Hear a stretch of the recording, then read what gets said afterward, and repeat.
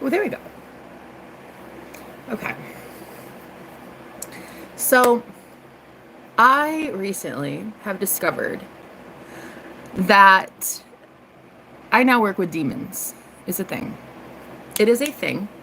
Um, there is someone I'm very much close to that is going through some sort of psychological evaluation by me. And in that evaluation, I'm very much discovering some tendencies of fallen angelism. I don't know what to call it. Basically, I'm sensing fallen angels.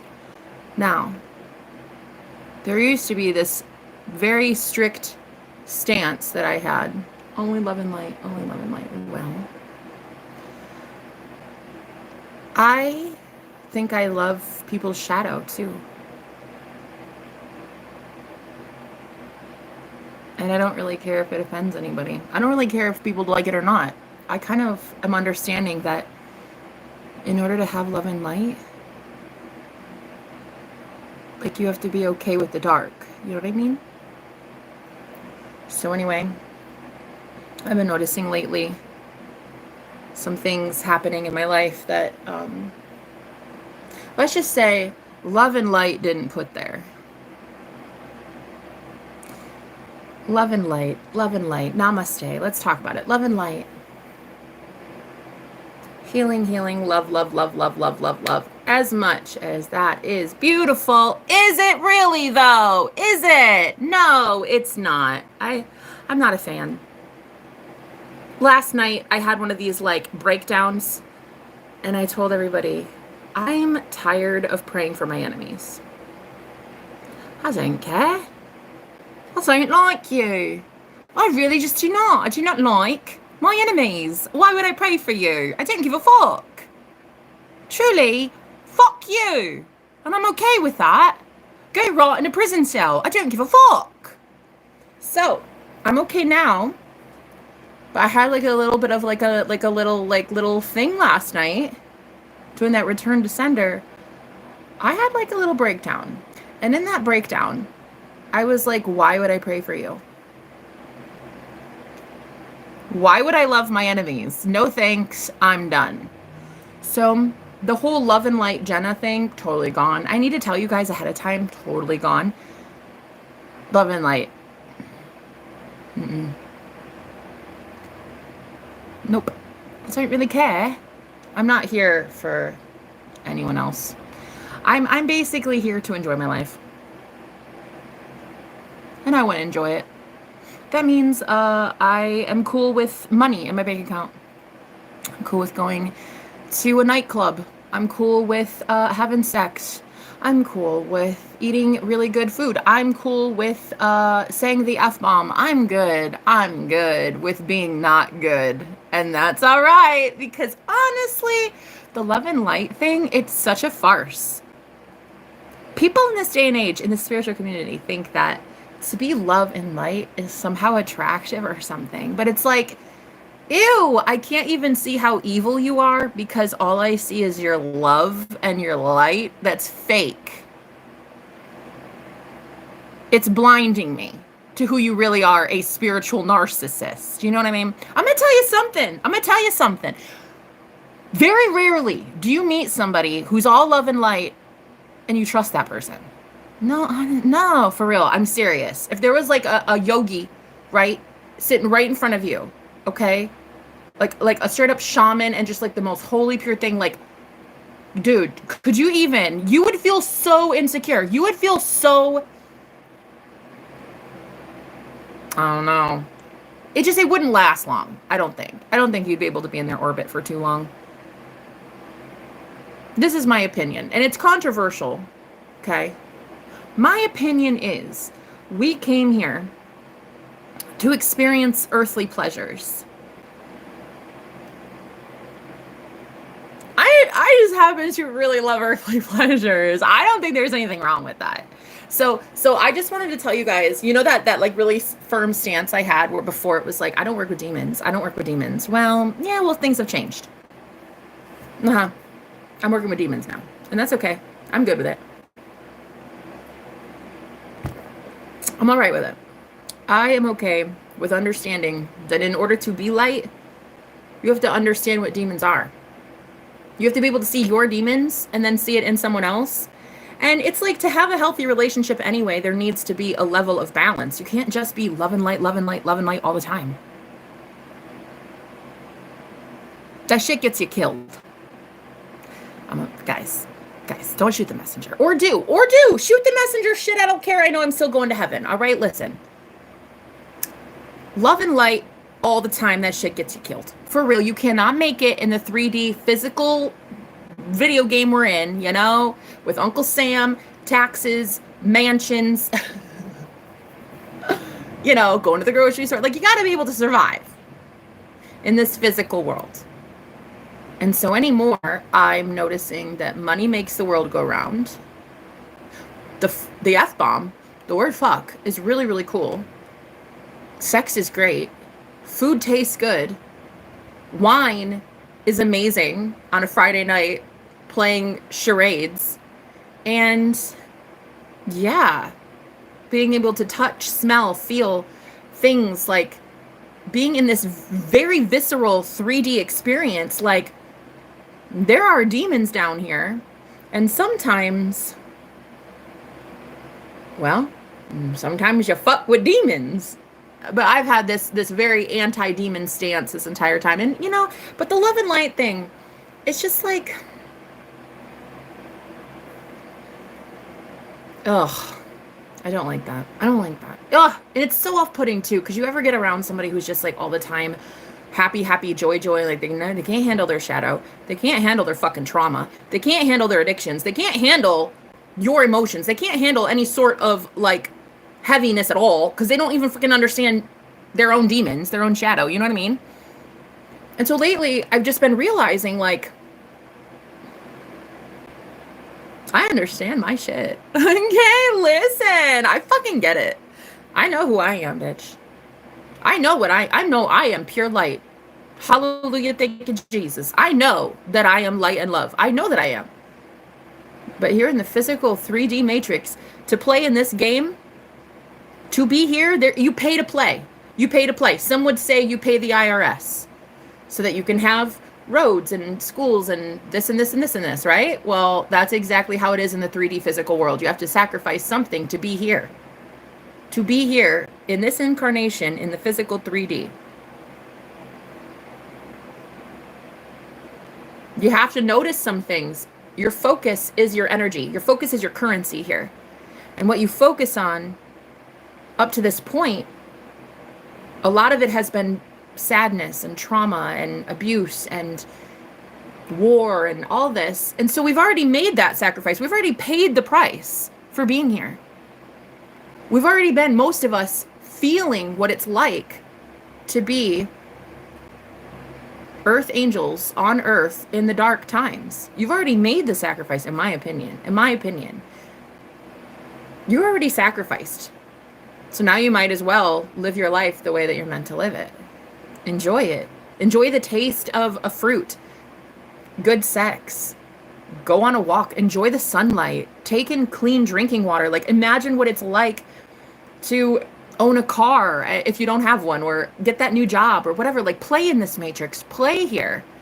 And I just think that I was so adamant against play.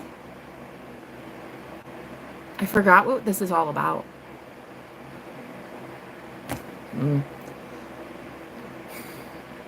I forgot what I was doing here. I'm not here to save you. To be honest, I don't know that I care about you. I really don't. That might be the truth. That might be the truth. Maybe I'm a straight up narc. I don't know. But it might be the truth that maybe I don't fucking care about you, because maybe I don't know you. And maybe I don't want to. And that just might be true. I don't know. I don't know you. What if you're a serial killer? Should I give a shit about you? No, I don't want to. You know what I mean?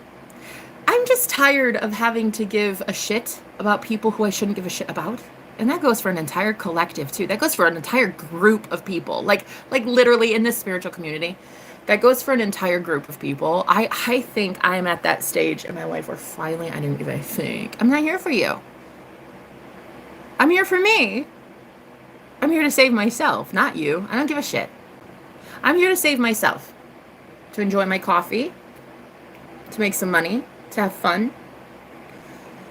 To feel the cold breeze on my face. To feel the sunshine on my skin. Like that is it. That is it. That is what I'm here to do.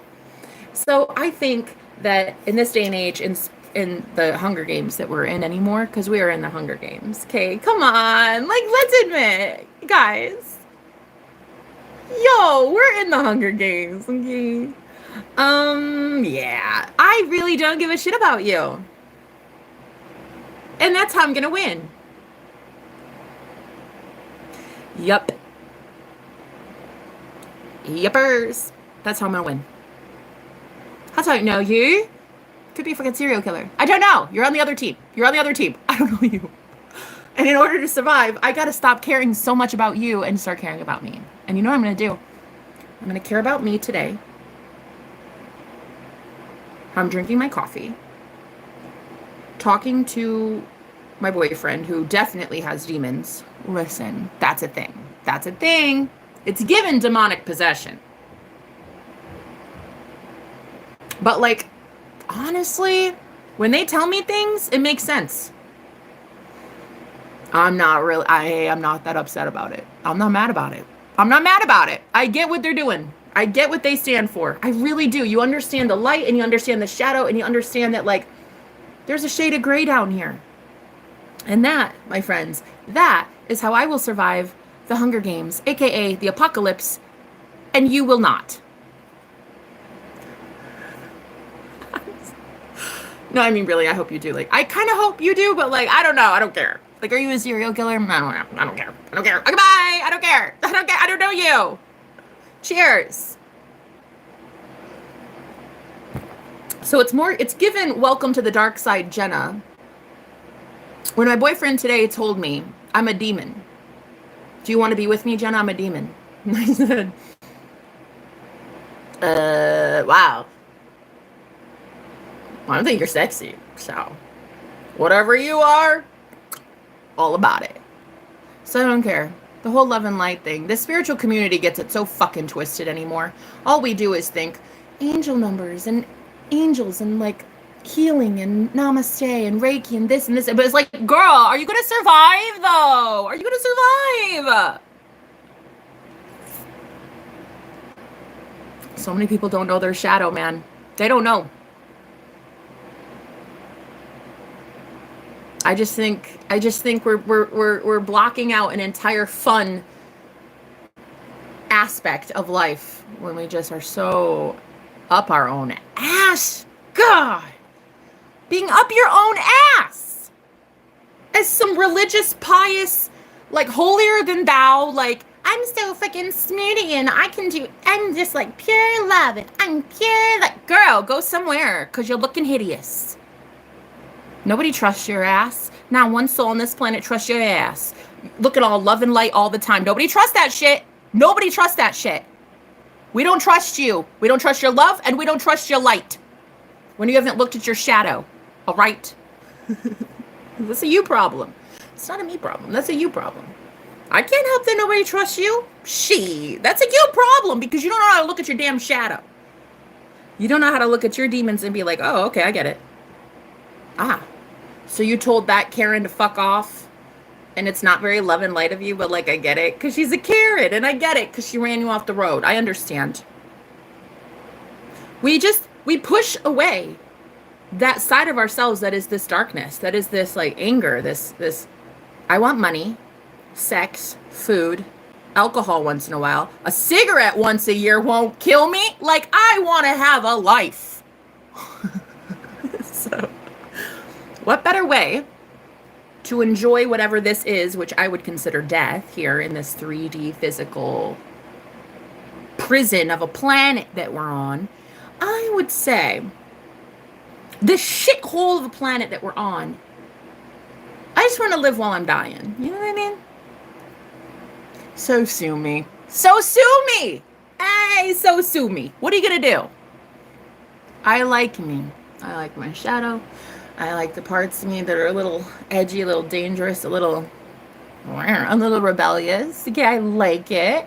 And I really like seeing that in someone else. I really don't mind it. I don't. So this whole stance I had where I was like, guys, I don't fuck with demons.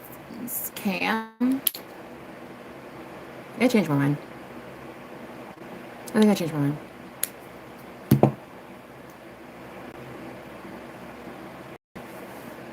Because demons fuck with me. Can't help it. I got some really, really, really powerful angelic squad on this side. Really, really powerful motherfuckers on this side. And I can't help it that my boyfriend legit thinks that he is a demon and is in love with me. And honestly, it's given sexy. So, what's a girl to do? What's a girl to do? No one can answer this for me. I have to answer it for me. What's a girl to do? A girl is to have this man over. Because I enjoy life. Yeah? Yeah, see, Ron Paul Joseph gets it. He understands. Because he's got some demons of his own. Because he's not a fake, pretentious, false prophet wannabe. A false heretic. Kind of, you know what I mean? Because you're not a dick. So I like that about you, Ron Paul.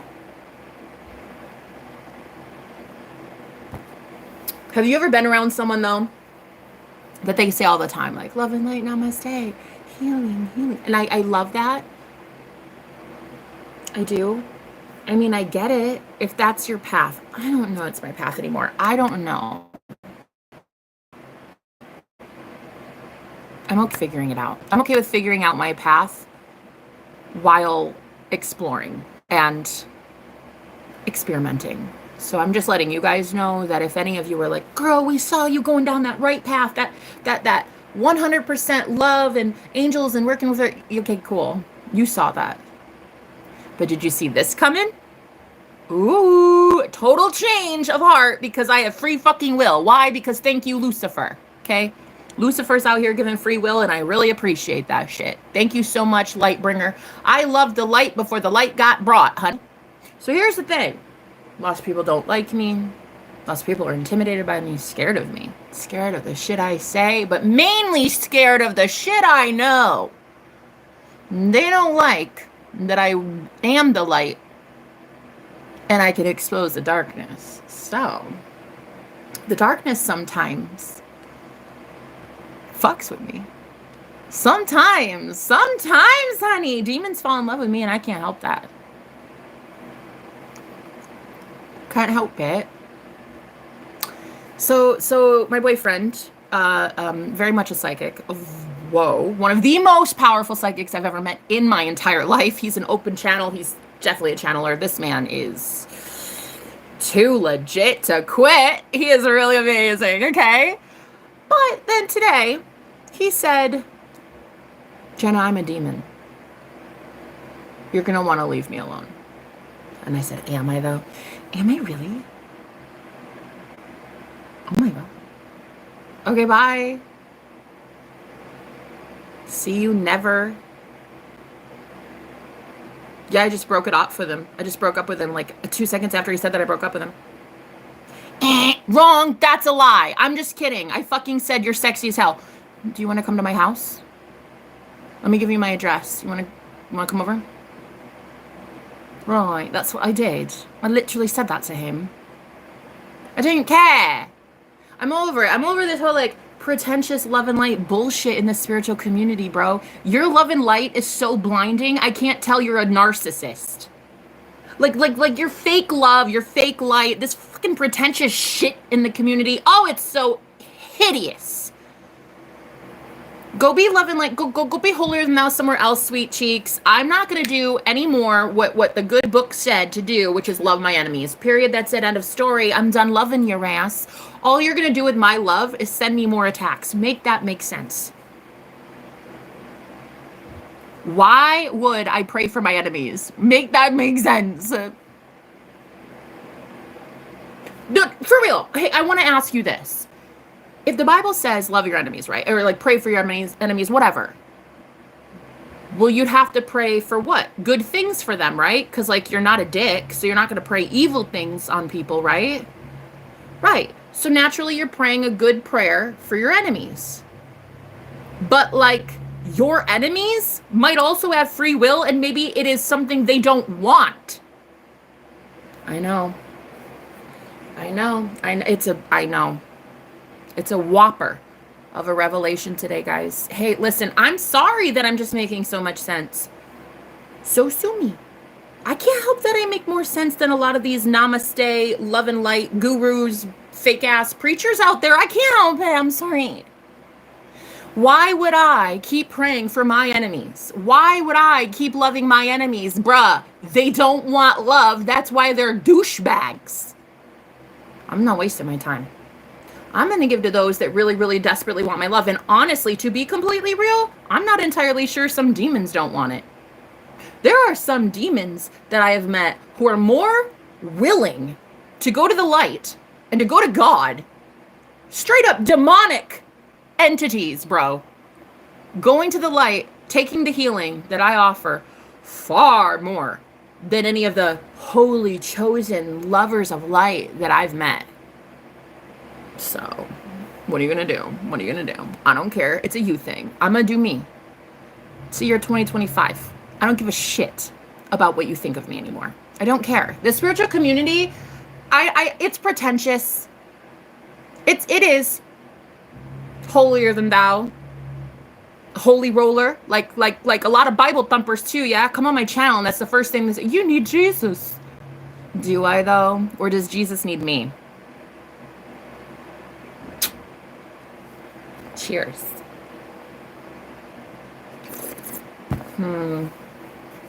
So really, it's given, we create false idols. We create these gods. They become egregores. They become these like outside external entities. And then we as humans have to sit there and let these little like dark shadow entity things with a brain suddenly tell us what we need to do to worship it. I don't think so, motherfucker. I created you, bruh. I created you. Okay. So now what I'm realizing is it's fun to play in the 3D matrix. It's fun to have fun here. I know that I'm invincible. I know that I never die. I know that even if my physical body dies, I don't.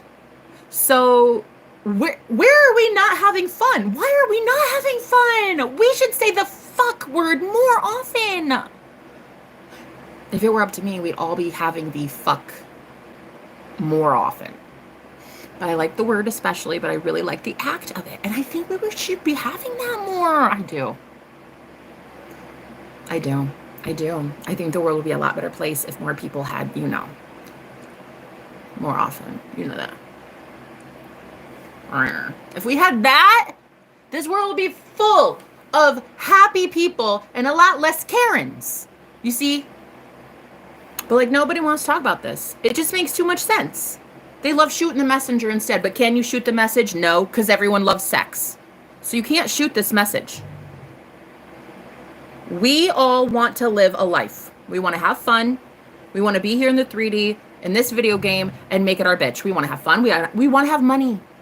Money. Whoa, money, right? Ooh, ew, money. Jenna, that's so wrong. That's so wrong. How dare you? You should be giving up money entirely. Like you should be back on the barter system, and we should be bartering toilet paper with our neighbor. Girl, I understand the FDIC. I get Uncle Sam and his purpose here. I may hate the dude, but I understand him. I get that he helps us have paved roads and lotteries and children going to school. I understand it. I understand why I pay into it, because one day when my ass needs Social Security, I'll have it.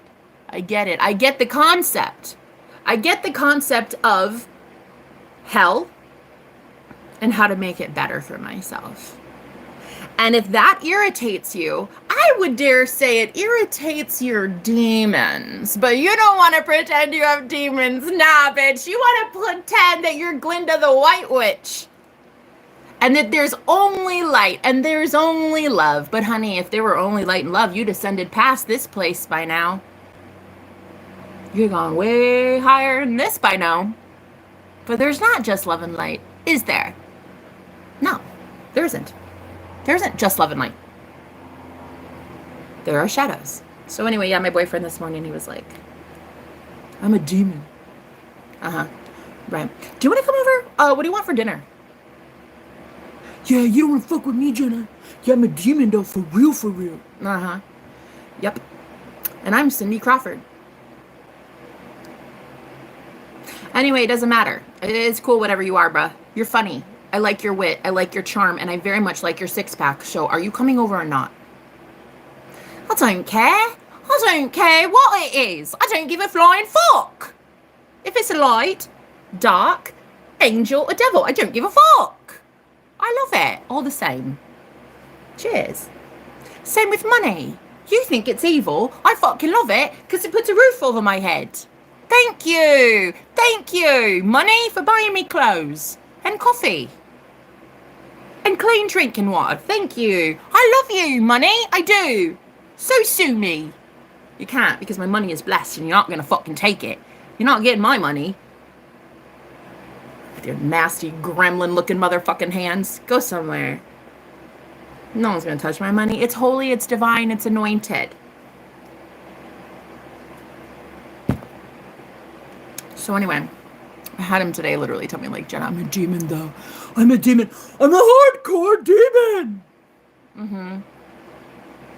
Cool. I gotta go, baby. I got stuff to do today. Are you gonna be all right? Yeah, I'm good. I'm good. I think it's constipation. I'll see you later. Okay, bye, honey. Click. Just kidding on the constipation part. That would really suck for my boyfriend if I just announced to the world that he's constipated. Oh my God, that would suck. That would literally suck. But he's not constipated, I don't think. I don't know, he didn't tell me. Is he? I don't think so. Nah, no, he doesn't have that problem. He's actually very regular. Very abnormal in that he's a demon, but very regular in that his colon works as it should very normally. But the point is, he was like trying to convince me that he's like some dark underlord of the underworld. And I'm just like, okay, cool. So grilled cheese for dinner. Like, what are we having? Because I'm so hungry. But yeah, I don't care anymore what anybody says. The love and light, it's just ew. No, thanks. I don't really care anymore. Love and light, ew. Bye. I tell people to fuck off. I do return to sender. Yeah? People send me shit. I make sure that my face is what they see at 3 a.m. witching hour. Yeah, you'll remember this witch bitch. That's right. I wish a witch bitch would. Huh? Girl, there's love and light, and then there's this one. Fuck off. You see what I'm saying? Doesn't it feel good? Oh, that feels good. Good. Say it again. Fuck off. You see? Feels good. Feel it. Feel it in the heart space. Go, fuck you. Yes. Again. Fuck you. Okay. Well, now I'm done. I don't need to say it anymore because it really felt good the first time. But after a while, you don't need to say it all the time. But sometimes you really just need to say it with some conviction about you. You know, the whole societal rules of like, Jenna, you don't want money though, because like we should be bartering. You should take off a lock of your hair and in exchange receive beans. Literally, goodbye. What the fuck are you talking about? I know that there are a lot of people in this girl. I've met so fucking many. They're like, I don't like money. I wish our system would just completely collapse. And I'm like, yeah. Yeah, because you're so fucking good. You're so good. Because that's so good. That you would have an entire world go kaboom with our banking system shut down and our entire world going through World War III because our system shuts down. I don't get it personally because I love money. I love the green. I also love the green. Okay, I love a lot of things green, like the heart space.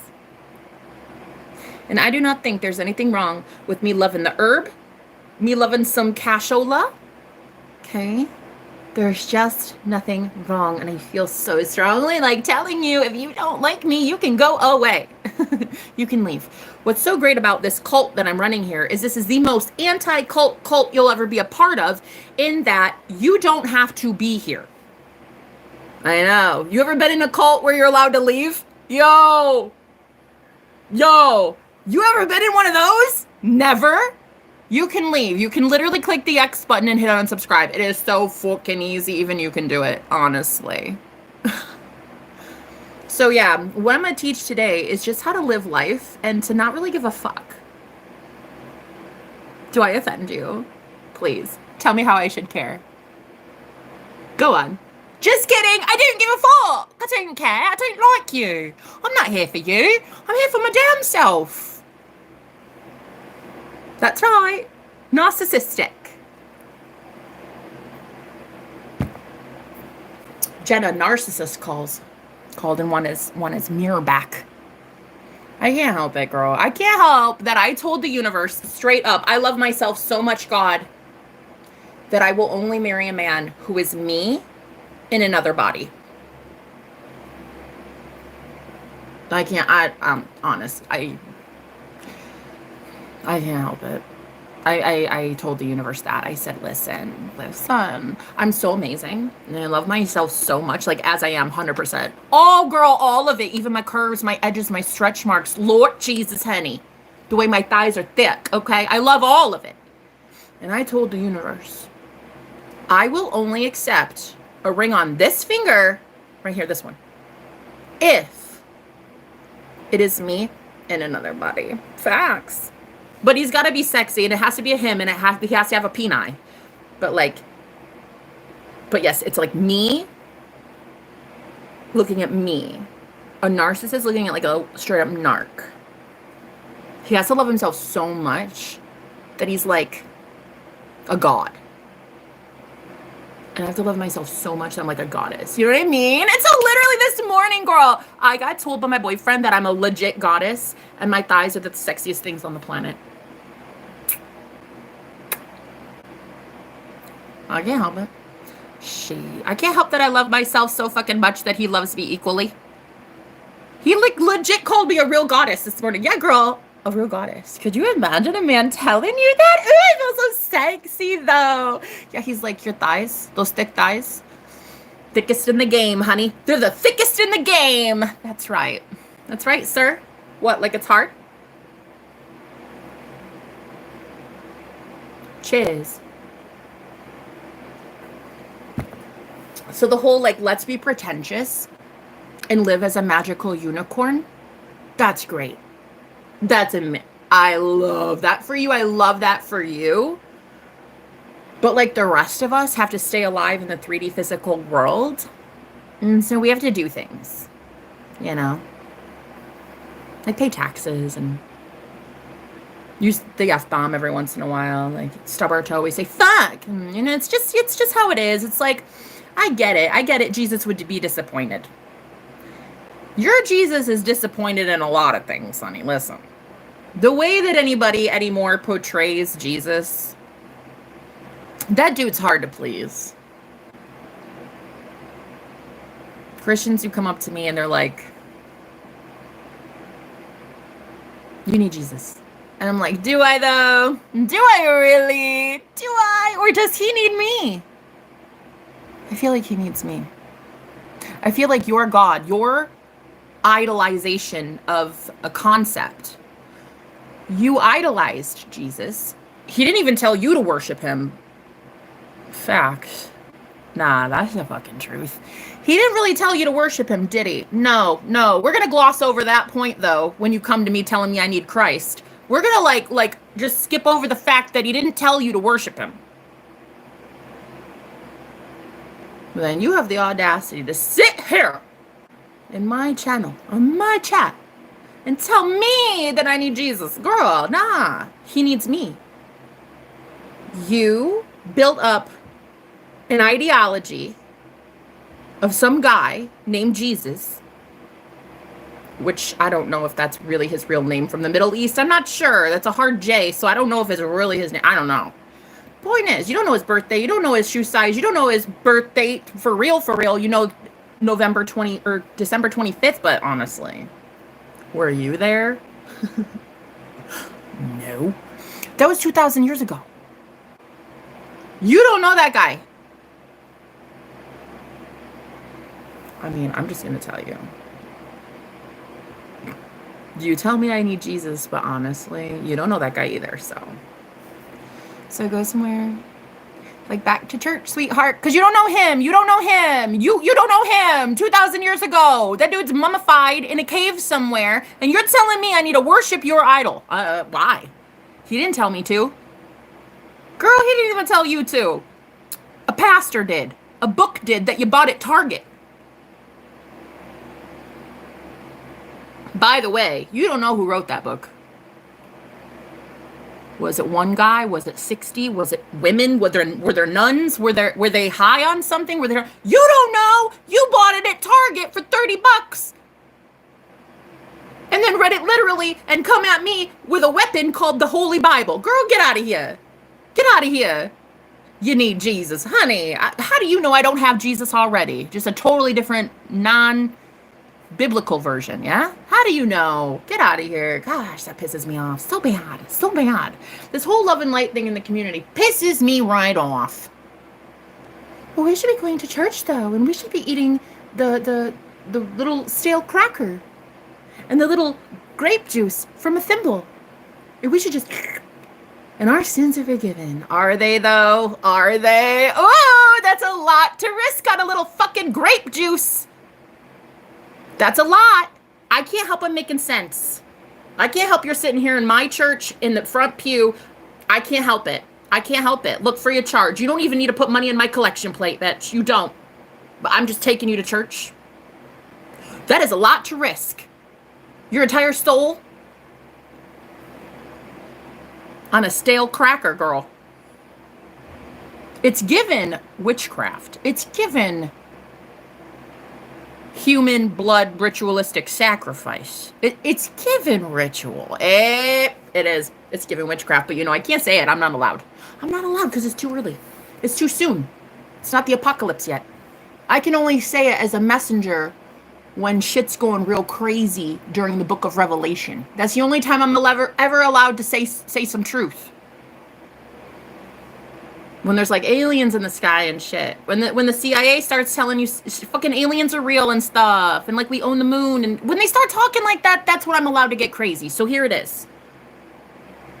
You're risking a hell of a lot to put a stale cracker in your mouth to cleanse your sins, girl. I don't know. Hey, I don't know. Look.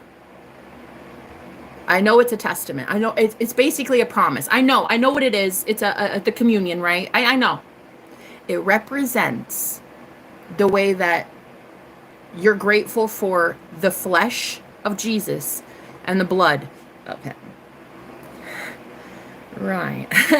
Doesn't that make you sick? Doesn't that make you sick? Ugh. Doesn't it? Look, I love Lucifer. I may be a Luciferian. I don't even know. I don't even know anymore who I worship. And even I know that shit is blood ritualistic sacrifice ritual. I mean, that is like a straight up thing. And even I know it's wrong. And I'm out here being evil and fuck. All that. Oh, I just gave my phone a baptism of coffee. Yes, speak the truth. More people should be on this live. Hey, just Chloe. Hey, that's the only JC I want to worship right now. Hey, I'm going to talk about it. We got the original JC in here. Hey, I actually spilled my coffee on you. No joke. I just baptized you. Sorry about that. So sorry about that. Let me just listen. So anymore, when this morning my boyfriend said, Jenna, I'm a straight up demon, and the forces that I work with, I don't know if they're extremely like thrilled with the forces you work with. And I'm like, yeah, the forces I work with. The forces I claim to work with love, right? They love liberation. They love freedom. They love free will. They love autonomy. They love sovereignty. They love the idea of choice. So really, it's given. They can't say shit about this. Hey, they can't. Oh my God, if I love a demon, I love a demon. Okay. Rare. I like it. You coming over? Like, I can't help it that I just have taste. This guy is like a fine wine. I don't know, but he really, really fascinates me. Like, something about it. It's a little sexy. It's given sexy. I just don't like the love and light of the community anymore. Honestly, you can keep your love and you can keep your light, because what you're doing, you're not even... Look, this is one thing. I'm gonna go off on this tangent. You know, a lot of the Reiki practice. Okay, this is it right here. Okay, a lot of the Reiki practitioners that I watch, like online and stuff, they offer. Look. I'm gonna tell you. This is fucking grinding my gears. The love and light, namaste. Right? They do all this like energy clearing. Let me heal you. Let me clear you. Here's my frequency. Here's this. But bruh, you don't even understand. You're literally enabling an entire population of people to rely on you to clear their energy. You're not teaching them shit. Hey, we're talking facts in here today, honey. Does that offend you? Stay offended. Love and light Reiki practitioners, and stay offended. What you really honestly should be doing, and any good magician would reveal their tricks. Any good magician who can take pain away would teach people how to do that. But instead, and girl, hold my beer. Hold it. Love and light at the top. These Reiki practitioners, it's not that they don't, I think, love people. I think their vibration has to be very, very high and very much love centered to be that high vibrational. But when were you going to teach normal everyday people how to heal themselves, though? When? When were we going to learn? When were you going to stop gatekeeping all of the beautiful healing energy that you give and you give and you give, and everybody comes to you? You don't teach them shit. Oh, see, that's what that's what makes me angry. And don't get me angry, honey, because I have a whole healed throat chakra, and I will say some shit, and it will be quite controversial, and you'll just sit there and take it, and there's nothing you can do. So now that I've manifested my very sexy magician into my life, that man loves to share his secrets, girl.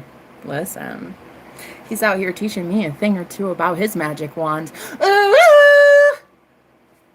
His magic wand, that is the gift that keeps on giving, hunty. I'm telling you, thank you, Jesus, that one's from the gods.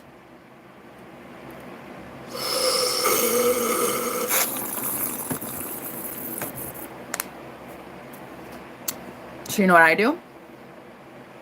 I take my amazing gifts and I share with you freely how to do it. If you want to get a reading with me personally, I am so here for that. Love it. Love the energy exchange. Love that you put money in my bank account and then I give personalized information to you, and I love that. But the rest of it, I teach for free on my channel because I am that bad bitch and that good witch.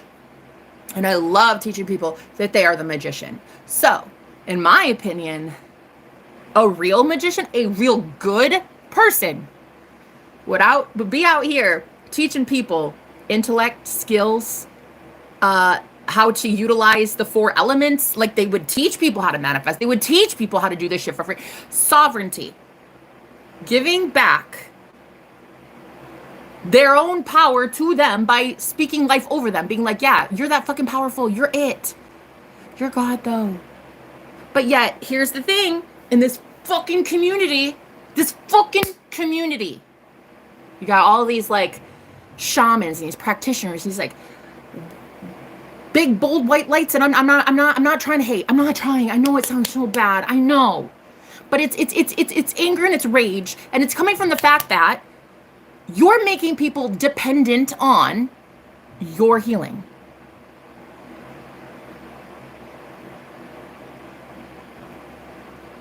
You're not teaching people how to heal themselves. I don't know. I don't like it. I really don't. I'm personally not okay with just letting people come to me for healing. In fact, most of my clients don't even work with me past 2 or 3 sessions. I don't like it. It feels weird. It starts to feel icky. I don't like that you come to me for something. I like that I instruct you and guide you and coach you and motivate you, but I don't like if you're dependent. I will literally cut off a client after like 3 sessions. Go, you've graduated. Go on, move on. I am so tired of the spiritual community. These people at the top that they want you so dependent on their energy. They don't teach you any of it. Here, you need me in my service. You need my crystal. You need this. You need that. Like, do I though? And do I need your God? Do I need your Reiki session? Like, do I need your certificate? Do I need to go to your school? Do I need to? I mean, it is universal energy for a reason. Reiki? Don't get me started. Just shh. I said shh. Don't get me started, baby. Reiki practitioners, though. You know, one time I had this girl, she came onto my channel, and she was so fucking butthurt, bro, that I was sitting here giving away all of this information about Reiki. She literally told me that I shouldn't even use the word Reiki because some sort of group owns the word Reiki. Like what did she say? She said it's like it's going against some sort of original, what is it? Aboriginal? I can't think of what it's called, you know, when it's like a native thing. It's like you're not allowed to call it Reiki, Jenna. And you're certainly not allowed to be teaching people how to utilize it. And I'm thinking to myself, bruh, Reiki is free. It's given by God. Hello, did you forget that part? Hello. It's literally there for everyone. Who the fuck are you? Yeah, that's right. You hear that? Yeah, that's a police siren coming for me because I'm out here teaching people that universal life force is free for everyone because you're God, though. Anyway, she had like a little stick up her bunghole, and she went and started an entire cult coven on her YouTube channel and started like putting all these clips together of me, and then she would like have her entire channel literally devoted to hating me. It was not good for business. It wasn't. I thought maybe it would be free advertising, and I was like, all right with that for a minute. But then it actually started to turn into like hate. And people were legit sending me hate and shit. I was like, oh, wow. So because she's a Reiki practitioner and she had a certification, she was like, how dare you? How dare you? What, take you out of business? Bro, you should be teaching people this shit. Like, yeah, I'm sorry. Do I just make sense and I anger you? Go get angered, though. You know who you are. First of all, this is what I've been getting from Spirit. They're like, hey, anybody who has started some sort of coven or cult or like YouTube channel, any following, any fellowship, whatever, on hurting other people, light workers especially, girl, bye. Girl, bye. You will sit your ass down and get karma handed to you by the divine fucking facts. There's my mans now. The karma bringer. Ooh, so sexy. Anyway, anybody who is out here hating on the truth tellers who are really, really the ones that have this life force energy at their disposal and are teaching other people how to have it. Like, girl, sit down. You're going to come up against me because I'm telling people how to heal themselves for free. Like, girl, sit down. Girl, sit down. They don't have to come to you. They can go straight to the Lords. I'm sorry, Pope. I'm sorry, Bishop. Nobody needs to go to you, honey. It's year 2025. They need to go right to the Lords. Not to you, a vicar of Christ. Who died and made you God, Pope? Oh, now, wait. Who was it? Oh, Not your ego. It wasn't your ego. So nobody died and made you God. You were voted in. Right? By other weirdos. I don't care. It's you think you're the vicar of Christ, but it's like, who died and made you that? You see what I'm saying? So, listen, I think that, you know what I think it is? I think it's the coffee, honestly, that's got me feeling this judged, you know? But then I also think it's my sexy boyfriend who told me straight up today he's a demon. And I'm like, oh my God, me too! I'm literally here to destroy some egos. Put some people into place. That's what I'm here to do. You got a problem with that? Do you? Yeah? Yeah? You could buy my t-shirt next week. It says, #triggered. And on the back it says, so stay triggered. It's really cool. It's triggered, ? And then on the back it says, stay triggered. I don't give a fuck. Love and light, love and light, love and light. But have you ever considered any of these Reiki practitioners, what their real true motives are? Like, come on though. Hey, I'm not hating on somebody for making money on their job. I love it. I'm a spiritualist who makes money. I literally make money for being a spiritual practitioner. I don't hate the gig. I don't hate the hustle. I don't hate the grind, honey. What I hate is you are convincing people that they need you to access the kingdom of heaven. They need you and your healing to clear themselves of something, and you're not teaching them anything. That's what pisses me off. That's what pisses me. That's it. Hey, I think me and Jesus had that in common. I don't know. When he flipped the tables over because they were exchanging money in his father's house. It's given selfish. You know, why don't you just teach people how you did it? Spirit is for us all. Exactly, Thomas. That's it. Thank you for being here, baby. I love you. Indigenous. Oh, is that the word? Yeah, indigenous is the word. Yeah. Yeah, not aboriginal. What was that? Indigenous. That's the word. Thank you. She was like, how dare you? Jenna, the word Reiki is indigenous to my people. And I was like, girl, your people. All people are your people, though. And Reiki universal life force energy is literally yours by divine birthright. It's actually everyone's by divine birthright. If you want to teach them, then I will. So go ahead, go start this little like wannabe coven thing. She started she already had a YouTube channel, I guess. There were a couple of people in the chat that were like, oh my God, I know you, I'm subbed to you. Her name was Jessie something, I don't know. Auntie Jessie or something. And they were like, oh my God, I know her. She's a healer, Jenna. She's really, really good. And I'm like, okay, cool. I don't know you though. And I'm going to keep doing what I want to do, which is teach people how to heal themselves with Reiki without certification. Because like I learned from myself, I learned from healing my body, my mind, my soul, my spirit. I got off big pharma. I stopped being an alcoholic. I don't even drink alcohol, maybe once or twice a year. I used to be a complete lush. I used to be a drunk. I swear to you, I used to drink a fifth every 2 days. I would end up blackout drunk at my best friend's engagement party. Now I don't even touch the stuff. I don't need to. If I want to, I will, but I don't need to. Same with pot. Like if I smoke weed, I'll smoke it for a weekend and be done for like a month or two. And then when I want to pick it up again, I will. It's like, it's there's nothing wrong with that in my opinion. So I was able to heal myself using Reiki. And anyway, she had like a stick up a bunghole. I don't care. You should be judged. She will be judged. She went like on her YouTube channel. Like actually, I think somebody linked somebody tagged me in it. They were like, oh yeah, look at this. She's talking shit about you on this channel. And I'm like, wait, what? So I go and I look at this chick's channel. And there was me and all these like clips of me going, what looked like batshit crazy.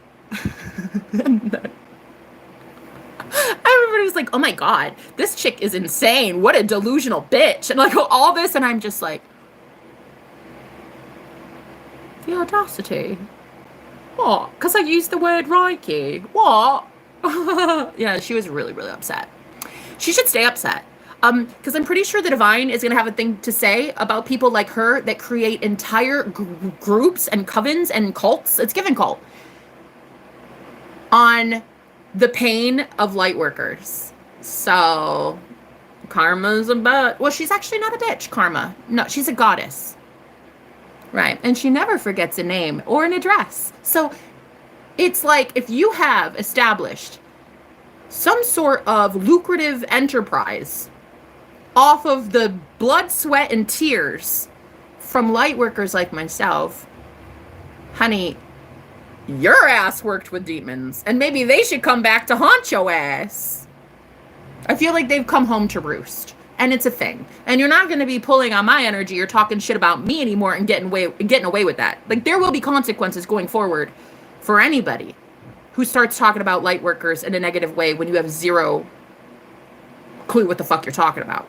So anyway, Auntie Jessie, here's the public service announcement. And if anybody would like to tag her, if anybody would like to take a snippet of what I'm saying now and then tag her in it, I'd love for her to get the memo. You know what I mean? Watch yourself. Because going forward, you are not going to be hurting people for a living. Do you understand? Those are real souls. You're not going to be so biased that you take people's voices, faces, images, whatever, contort them into a video slanted for your own personal gain and your own bank account and get away with that. That is just like not a thing anymore. Karma is coming down the pike on dad ass, and I'm here for it. Auntie Jessie, Mommy Jessie, Grandma Jessie, whoever you are, that's just one warning for whoever that was. That was like a year ago, girl. That wasn't I don't even know why I'm talking about this right now. I think it's just because we're talking about Reiki and how much I really oppose the idea of someone hoarding that knowledge. That's like hoarding God. That's like hoarding love. That's like hoarding healing. Like that. I don't know. I don't like that. I don't like that. So this is what I do. I teach people how to do cord cutting, return to sender, how to stick up for themselves, how to have boundaries, how to clear their energy, how to... I do a whole bunch of shit. And I enjoy myself, my life, and what I stand for. And if it irritates you, I think you should stay very much hella irritated. Cheers. Because no, I will not be silenced. And no, I will not go down without a fight. And if you ever again want to take something of mine, contort it in a negative way, there will be karma and consequences coming down the pike for you. And you should really take me at my word when I say this, because my ex-boyfriend recently told me that his karma's coming in. Like he's a truck driver, and he had to tell me that his job now is literally hauling away pig slime for a living. Yeah, he said that from the horse's mouth. He said, yeah, Jenna, it's bad. I even smell like pig shit all day. It's bad. Yeah. Karma. And that was just the beginning of it. You're lucky you still have a gig. You're lucky you still have a job, bro. So any cult leaders out here, any of these fake, pretentious, false prophets, yeah? Why are you trying to make a living hurting people who are giving away energy, love, knowledge? Like it's given stupidity.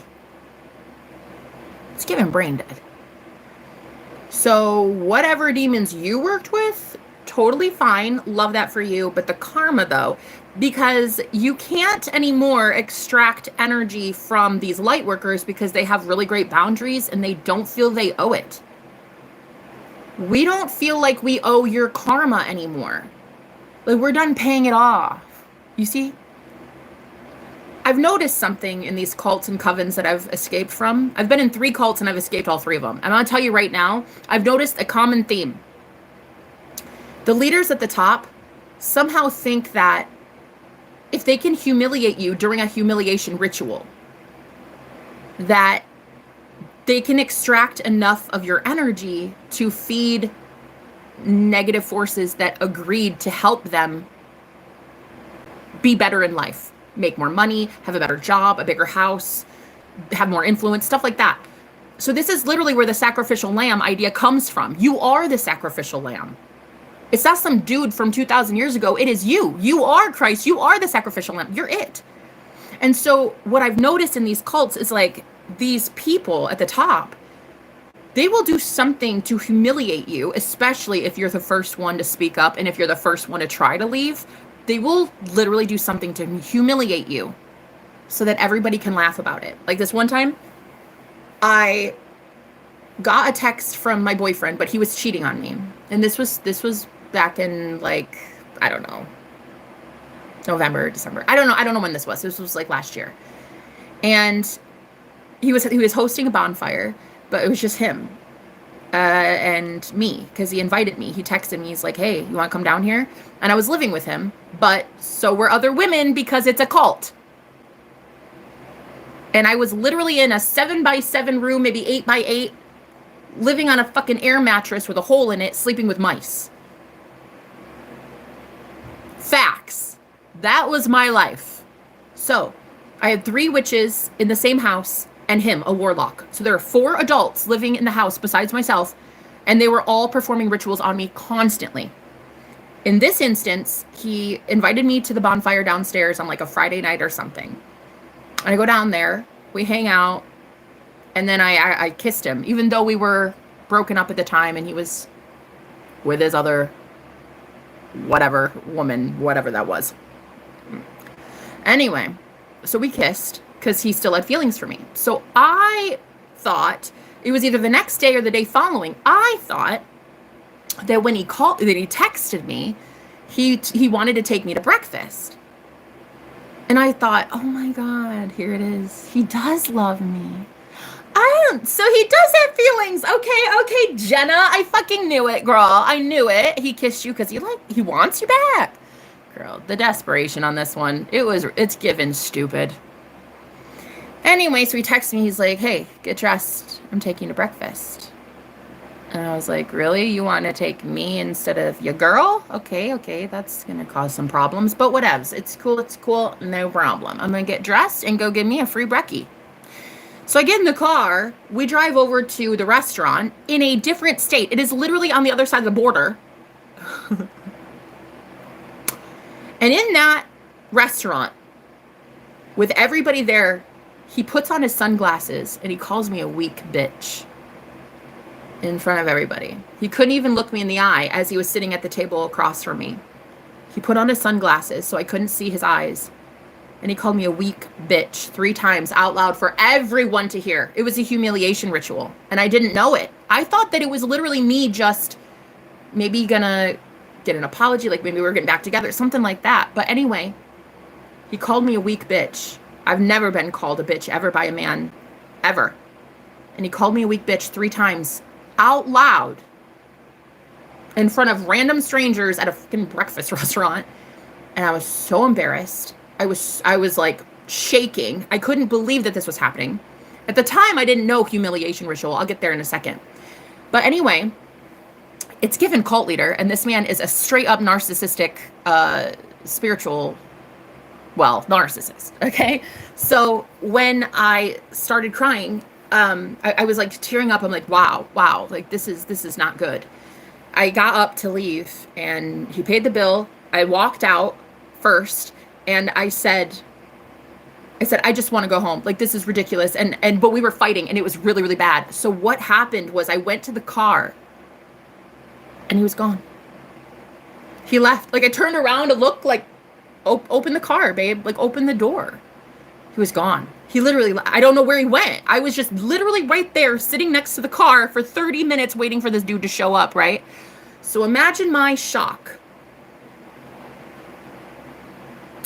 About half hour, 45 minutes later, I finally hear the door unlock. It goes, and I'm like, oh, okay, good. So I get off the curb and I go to get in the car. And who the fuck do you think entered the car?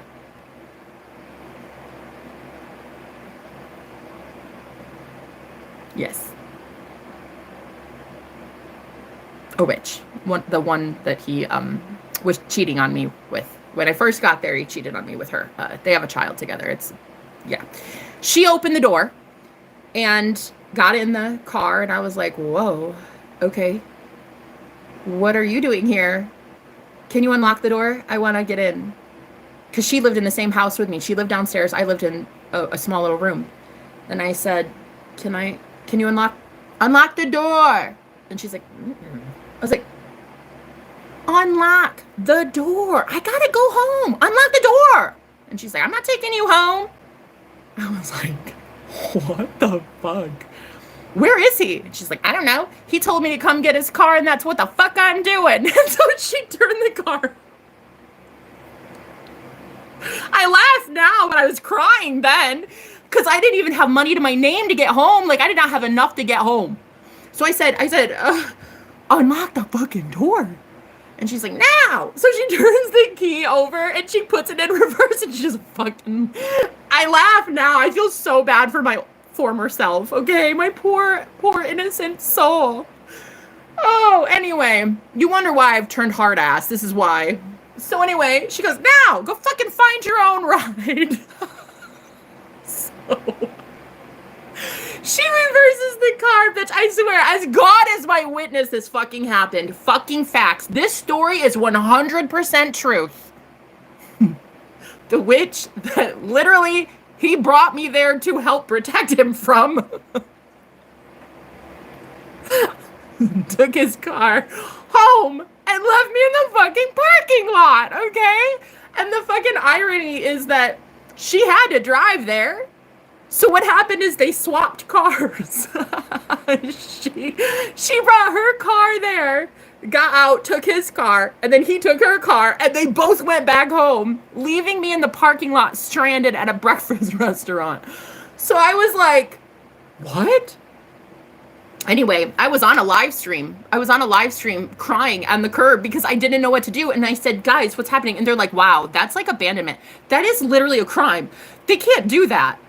And I was like, really? Okay. What do I do? I don't even have money to get home. I don't even know where I'm at.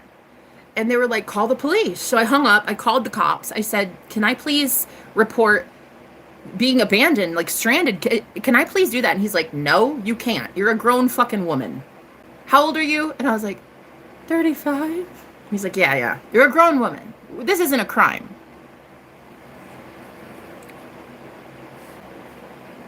Feels like it. He's like, this isn't a crime. I'm the what did he say? Sergeant. I'm the sergeant. There's not much going to be done here, honey. And I was like, well, I don't understand. Like, that's wrong. This is wrong. There's no justice for this at all. Like, I'll report it. I want to report him. This is wrong. That's not okay. And the sergeant was like, honey, there's nothing I can do. Anything else? He was like, I'm not having any of my officers come to even file a report. Like, there's nothing I can do. And I was like, dude, this is fucking whack. So anyway, because I am a divine being and because the universe doesn't fuck around about me, the guy just said, so what is it, Jenna? Do you need a ride? He's like, normally I don't do this because we're in a totally different jurisdiction. Like, you're in a different state, honey. This is not something Omaha would do. Trust me on that. You're lucky because I might send an officer to pick you up and take you home. Is that what you need? And I was like, yeah, I can't afford to get an Uber all the way home. And he's like, all right, I'm going to have an officer come pick you up. So I sat out on the bench in front of the breakfast place just crying. Like, I could not believe this happened to me. And then guess what? It's the sergeant. He showed up. He didn't even send an officer. It was literally him. It was like the big dog. Yeah, he was like the big wig there. And he's like, hey, come on, get in. So he comes around, he grabs my purse and he puts it in the back and he's like, come on up with me. And so he opens the door. I get to get inside and in the front seat with this guy. It was so cool. But yeah, as I was getting in this car, in the squad car, like all these people coming out of the restaurant were looking at me like, what the fuck's she do? And I was so cool. I was like, yeah, that's right.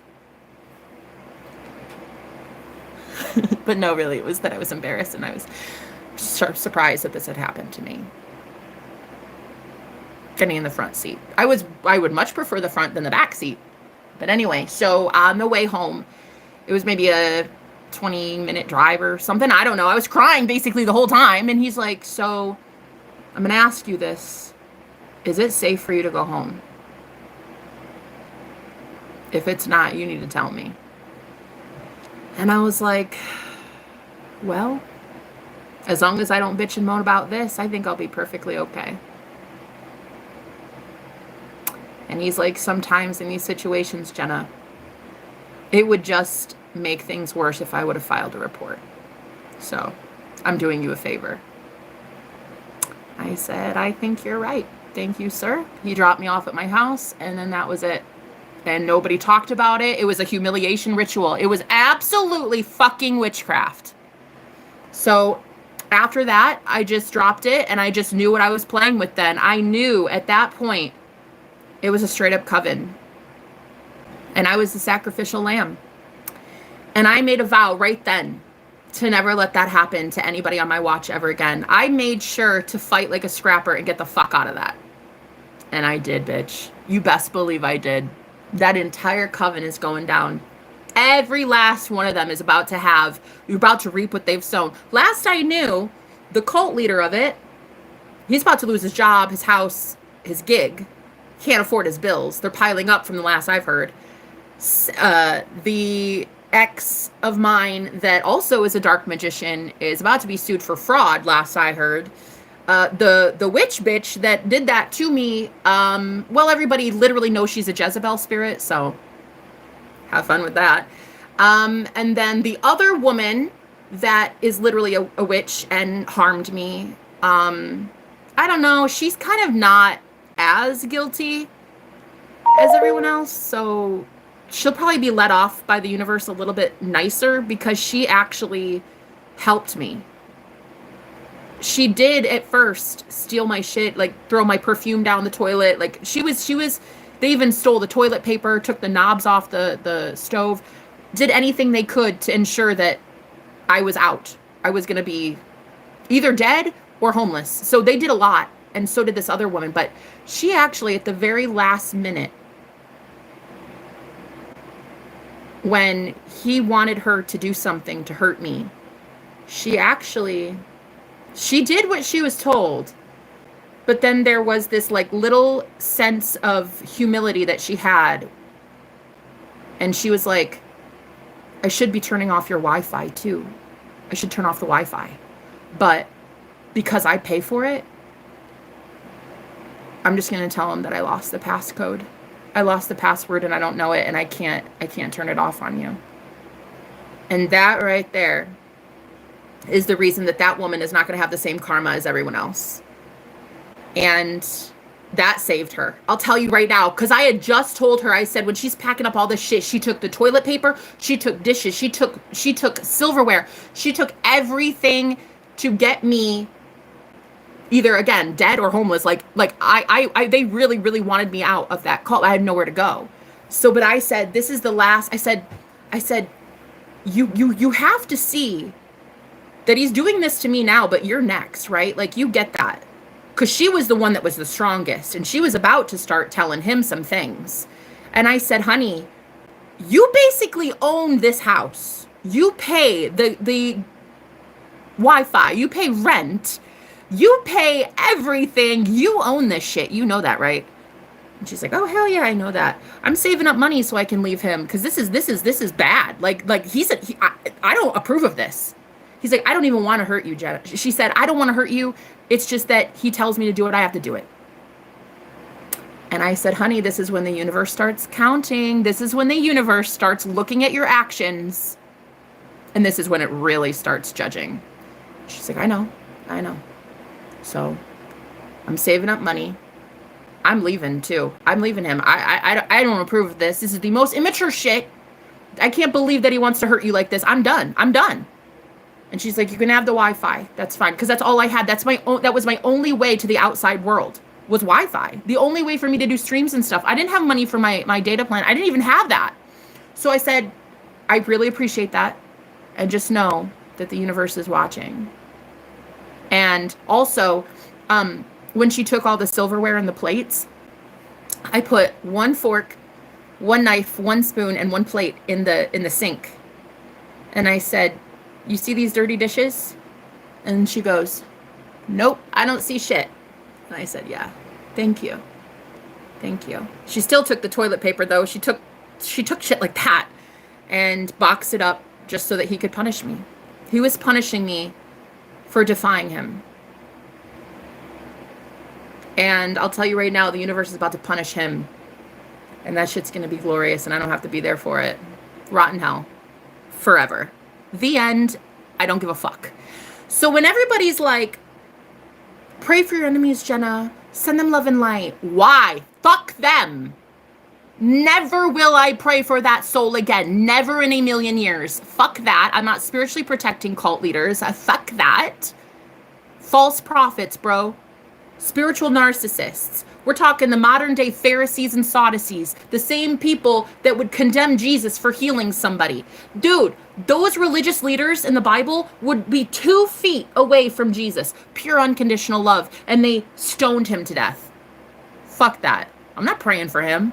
And if anybody's got a problem with that, honey, you go somewhere, love and light, namaste. Go somewhere else, because you're not going to like it here. I'm not about to pray for my enemies. I'm not about to let up. And I'm not about to tell the universe to let up on a dude who deserves to absolutely rot. That entire coven deserves to crumble. That entire cult. And you know what's so funny? The other day, because my ex, one of them is a dark magician, okay? Very much a magician. He fucking knows it. He would always boast and brag about it too. Like, I'm a magician. I'm a magician. Great. Good on you, buddy. Anyway, his best friend loved me very much, but I loved him and he loved me, but we were both in his grip. We were both in his grasp, and it was really dark being there. Anyway, months later, after I was dumped by this guy, I was literally dumped publicly at a police station. That was the day that I was so scared for my life. It was just me and him. I didn't have friends. I didn't have family. I didn't have anybody. So I was on a live stream, literally in the car, in the back seat, as he was going to drop me off at the police station in a totally different city I'd never been to before. And all my friends were like, girl, if you're not safe, blink twice. Like, what do we need to do? What do we need to do? And nothing really needed to happen. I needed to be dropped off from that guy. And anyway, 10,000 people ended up seeing that stream. 10,000. That's the most I've ever been viewed, I think, ever. 10,000 people. It's embarrassing. Anyway, that was in January. He dumped me at a police station. And then I guess after that, his best friend was monitoring me and watching my streams. Never reached out, but just secretly watched me, I guess. I didn't know this, but he was appalled. He was actually starting to hate my ex. I just found out this week. That that guy told my ex, if you and her are done, I'm going to have her. I love her. So if you guys are done, I'll be talking to Jenna now. Thank you. And then he was punished for it. That's what he told me this week. Like, in a live, like, I was literally on a live stream when he showed up, and he's like, I've loved you since then. I've loved you for 6 months. He's like, you were tortured. Like, I know, because I was abused in the same way. Like, we both were targeted by that guy. They wanted to start a cult. They are coven leaders, these people. And so anyway, he showed up and confessed his love and said that he's loved me for 6 months. And, oh, so do I. I love him very much, that guy. And he escaped as well, I guess. Anyway, it looks anymore like witchcraft is just a group of people that hate you. There's no cauldron. You don't dance naked under the moon. There's no, like, you know, book or blood that you put in a book on it with a knife and a sword. And it's not like that. Modern day witchcraft anymore, to really be a dark practitioner, you just have to have enough hatred in your heart and enough knowledge to know that you're very powerful, and then direct it all towards one person. And that's what happened to me. And so imagine my surprise when this man reached out this week and said that he has loved me for 6 months. And every time he would try to warn me about what was happening, my ex would punish him. I had no idea. He was trying to warn me about anything. Do you know how many times I wanted to warn him about shit? I had no idea. Anyway, I felt so bad because he showed up on my stream with my high priestess sisters here. They were all so happy that he was admitting he loved me. It was actually really beautiful. And we prayed. We prayed together, all of us. And we were like, please keep him safe and keep me safe and stuff. And just to see the fear in knowing that my exes still watch my channel and they're going to see what he's doing. That he's coming to get me. He's very much loving me and he's approaching me. And just to see him say, I'm so scared. I don't know if I can handle it. I'm scared of what he's going to do to me. The relief I felt, I felt definitely not a sense of relief because I'm like, wow, yeah, that's technically true that he could do some damage. But the relief of knowing I wasn't crazy. And you fucking see it too. He's a monster. A fucking monster. That dude's a diabolical monster. What a fake. Like, he is not a good guy. And for another person to tell me and the entire group, nah, she's right, that dude's a fucking douche. Like, that was the most relief I have felt in a very long time. And then for him to tell me, he said, I told him, if you guys break up, I want Jenna. And then he got punished for it. So I just can't even believe this is happening. This is straight up liberation of cults and covens all across the planet. Whatever is happening to me and him are happening to a lot of people all across the planet. Like, God is literally getting us out of stuff like that. These people are evil. They look like just normal people, but they're not. I mean, they are. They're normal people. Both of these coven leaders that I was involved with, they don't have massive followings. They're not billionaires. They're not like some tech CEO, like bigwig. They're not. They're just normal, average Mormons and a disabled dude living with his mom. Like they're just normal. You know what I mean? That is how it is. These are just normal people that have insane gifts and they use them to target, well, I would say the strongest ones of us, we get made examples of so that no one else gets the picture. Like, you know, that roommate I told you about, she was the one paying the bills. She was about to be next and she fucking knew it too. I was like, listen, honey, when I leave, because we all know he's about to make me live on the street. When I leave, you're next. He's going to pick you off one by one. You're next. She's like, oh, I know. I'm saving money. I'm saving up money so I can get out of here. Dude, she knew. Like, she's not stupid. She's not stupid. She's Mrs. Moneybags. Like, that woman, she made bank. Like that whole place survived because of her. So listen, these covens, these cults anymore, they're little, tiny little things. They're not formed at like a big level, but I'm telling you, a lot of these divine light workers, they're going into these grassroots movements kind of cults and disbanding them, shining a light on shit at ground level so that they don't become this big thing. Like these cult leaders, we don't need you having a mass cult following. So light workers like myself, sign up. High priestesses like me, sign up to go into these groups and expose the shit out of it. And that's exactly what I did, bitch. I could have done it with my hands behind my back, queen. Ooh, and now, guess what? Now I have a love out of it, too. This man and I were very much into each other. And the fucking irony, we both survived a cult. We both survived the dark magician. Can you believe that? Just watch now. Good movie. Exactly. Wow. Hi, Vander. How are you doing? Dark rabbits. Yeah. Rabbit hole friends. Yeah. So anyway, basically now what I do is I'm here. My spirit guides that got me out are the same spirit guides that are getting other people out. And sometimes they just need to have a friend to talk to. And I'm Here to tell you, you're not crazy, baby. You're not, nah, you're not crazy.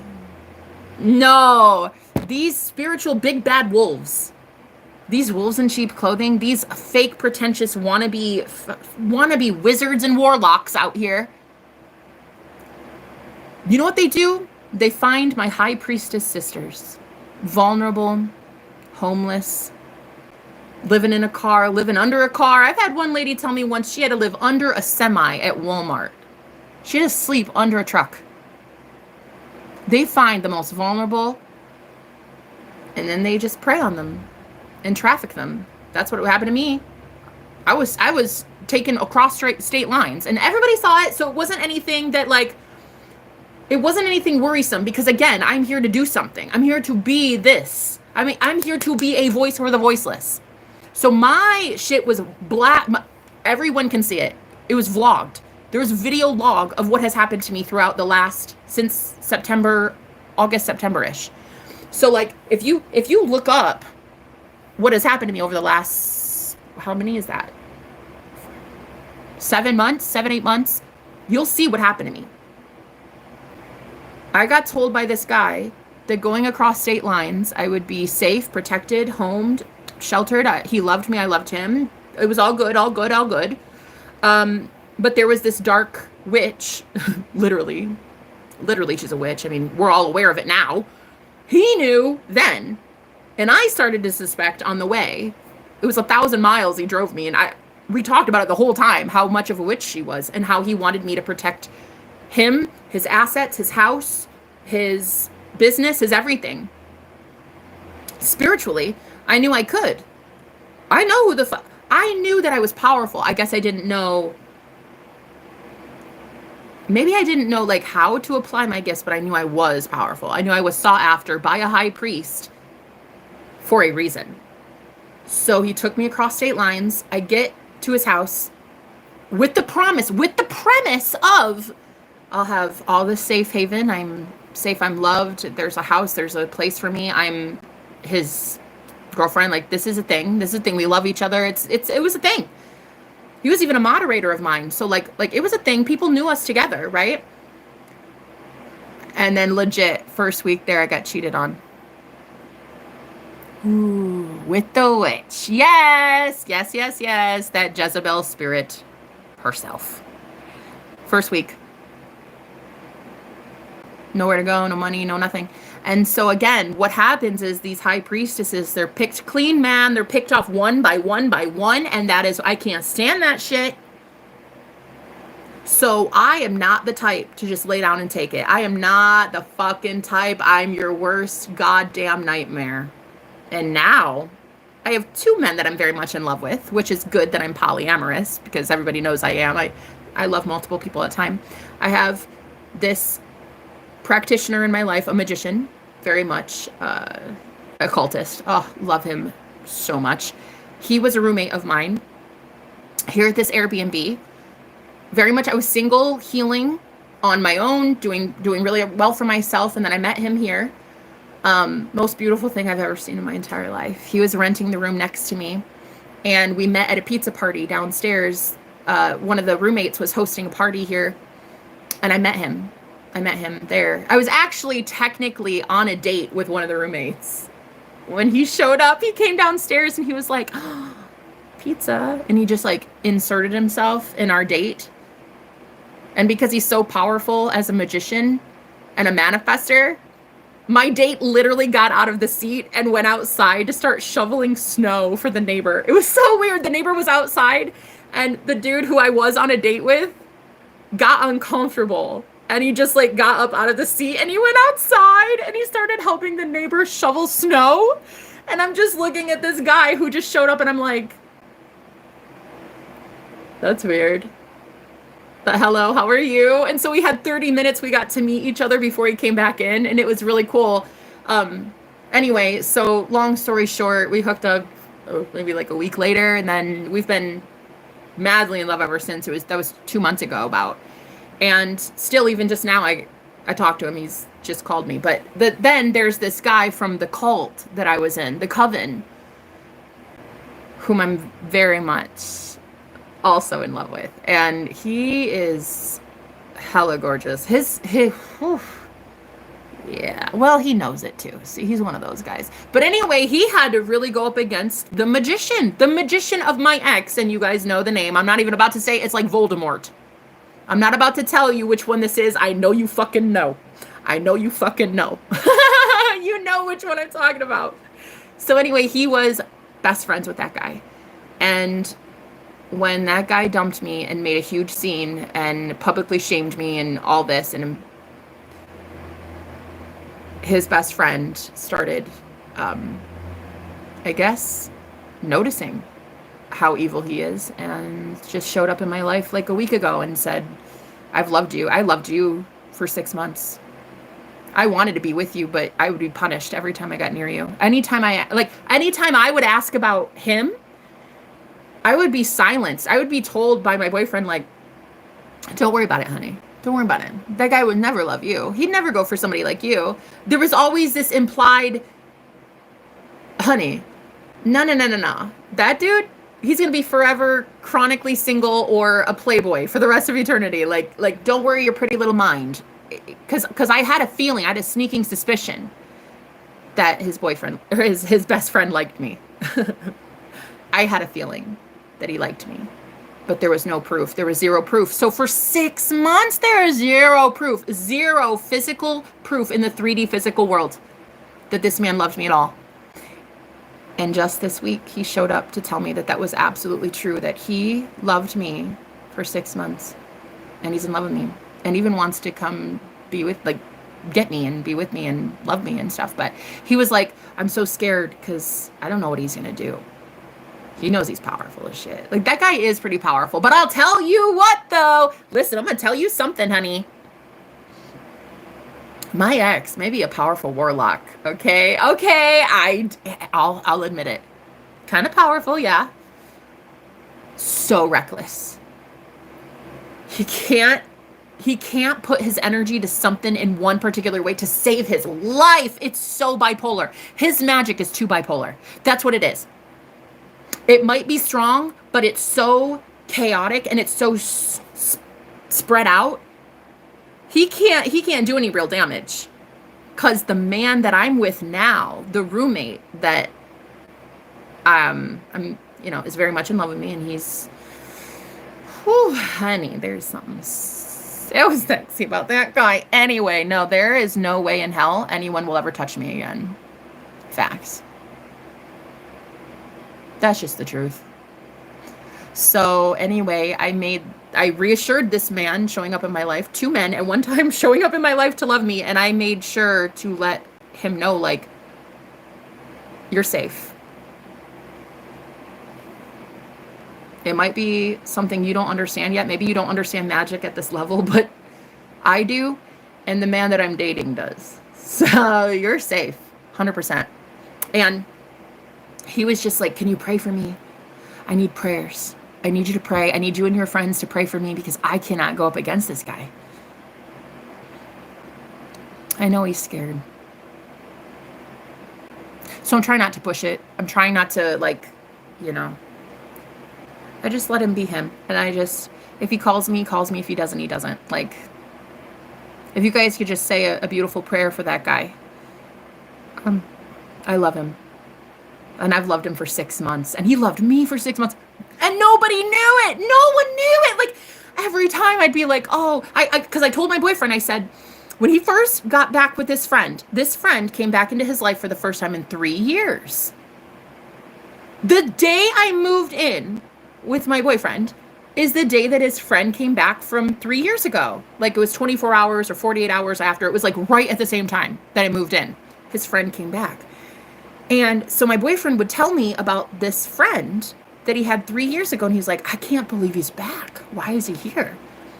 And the more he would talk about this guy, I was like, he's kind of adorable. And like my boyfriend would show me a picture of him and like talk about, like, yeah, he was my best friend. And I'm so happy he's back. And we're talking all the time. And we've got this business plan. And there's this and this and this. And I was like, oh my God, I actually think I love this guy. And I don't know why. I don't know who he is. I don't know anything about him. But I could hear him telepathically I could hear the best friend talking to me telepathically. So one day I told my boyfriend that. I said, okay, listen, you just need to know something. Look, it's nothing nefarious. I'm not about to cheat or anything, but your boy, he's talking to me telepathically, and I'm talking to him telepathically. I just needed you to know that. And he goes, yeah, okay, whatever. Cool. Cool. And there would be like these jokes that he would make to his friend, like, hey, do you think she's cute? And he's like, yeah, I'd fuck her. And that was it. That was it. It was nothing. There was never any cheating. It was nothing like that. We played it above board, but I always knew telepathically that there was something there. I really did. I knew.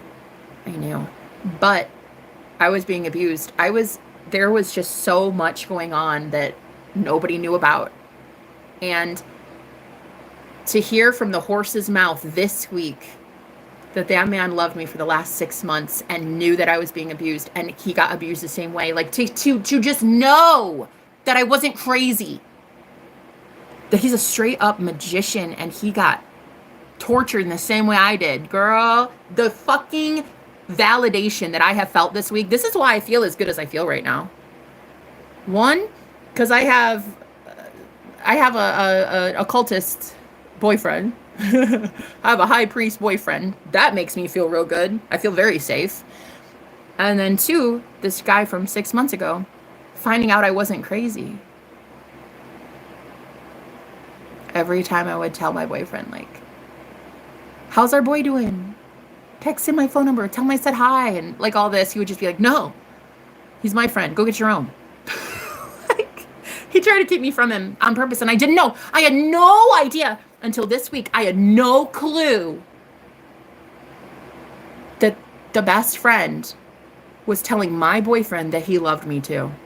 No idea. I had no idea. He told me this week, he said, every time I'd try to warn you about what was happening, he'd punish me. Every time I told him, like, he even said that he told him, if you guys break up, I'm gonna have Jenna. I love her. I want her. Could you imagine? Yeah. Anyway, so to feel validated, and I feel so validated, like, even if I never talk to that guy again, and because honestly, right now, I think he's scared, because that's a lot. That's a lot. Publicly, he'd be taking on a lot, especially with my ex-boyfriend. He's married. He's married to the witch that stole my other boyfriend. Girl, same woman, ruined 2 of my relationships, 2 different men. I know, this shit's gonna write itself. This book is gonna write itself. That woman who left me in the parking lot, that's this magician's wife. Listen. This shit's gonna write itself. It really is. My book is gonna write itself. Yeah. So going up against the magician by myself is one thing. But now that there's an innocent, gorgeous, pure soul, the cutest man ever, I have to care a little bit more. I have to not get reckless with it and stupid. I care about him. Oh my God, I love him.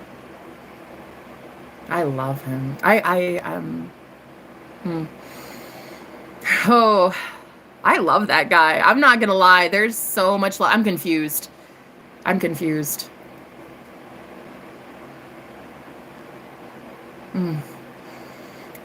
Yeah, but anyway, the point is, I've been in some cults and some covens, and if there's anything that I know, it's how to escape a coven. And magicians, dark magicians, warlocks, witches, wizards, what the fuck ever. I think I've created the perfect title for my book when I write it. I think so. I think I've come up with like the perfect title. So I'm not gonna give it away. It's gonna be a surprise. But yeah, I've escaped 3 cults in my life: a religious cult, a spiritual cult, and a sex cult. So if anybody knows how the fuck to get out of something, honey, it's me. Okay? By the skin of my teeth, I know how to get out of some shit. Okay? It's sad. It's sad that the only thing I'm good at manifesting is survival.